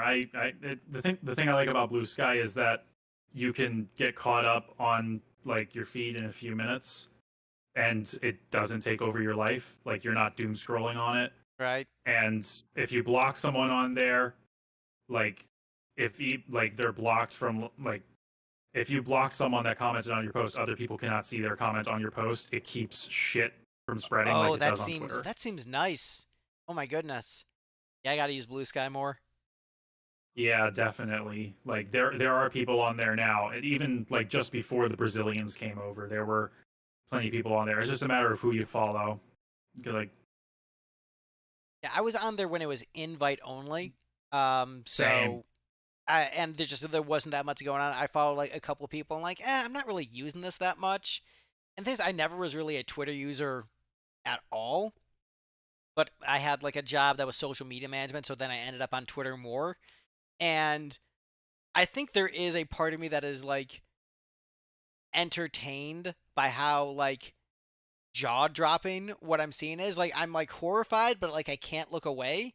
Like, so wait, Yeah, did you really say that like Paris was better under Nazi occupation? Did you really say that with a straight face? Oh my god. And you put your real name out there? And my jaw just drops like, "Oh my god. Why? How is this happening?" The car crash. brain rot. You can't look away. Yeah, and that's the unfortunate thing, especially because like Twitter is still considered to be reputable It just because of like all the clout that the website had built up over the last Yeah, the 15 inertia. plus years. Yeah, exactly. Like it's slowing down a little, but that's only because but it's slowing down a little, but it's not going to slow down until like it's until it's at a full stop, and Right. that's when the website like is fucking bankrupt. Which Muskrat is constantly pulling money out of Tesla to keep it afloat, and I can only imagine why. I mean, I gotta say, I know why, but I'm impressed because I thought when he bought it, he was just like, "Oh, I'm gonna tweak around the edges and just like not change things too much," but then act all cool because I tweaked around the edges. Like, no, he really took a hammer to it, and I'm impressed with how much demolishing he did. Like, I didn't think he would do this much. I'm impressed. I figured it was gonna. I figured that the site would have been gone would have been gone by now. Like, I'm surprised it's still there, but day by day it becomes less and less of what it was, and more of just a right wing think chamber. Yep. Oh man. All right. I know I said we were gonna close up the stream, but I have to tell you something. Yeah, no, I already told you that in the Discord chat about the people who argue that Yeah, environmentalism was actually right wing because a socialist was conservative. from 1860. It's like saying, "Oh yeah, like the Abraham Lincoln was a Republican and he freed the slaves." That was in the 1860s. Can Ah, you like get an example from within the past 50 years, please? I'll take last 100. Let's be charitable. Let's be charitable. Let's be charitable. Richard Nixon created the EPA, but then you look more recently and you see, you know what? This isn't the forum for this This isn't conversation. the forum for this. No, that is Twitter. Follow us on Twitter. That is the stream. I'm hitting the end stream button. Andrew, again, thank you so much. This was a blast. Of course, Greg. This was great. End button. Waiting for it to actually end.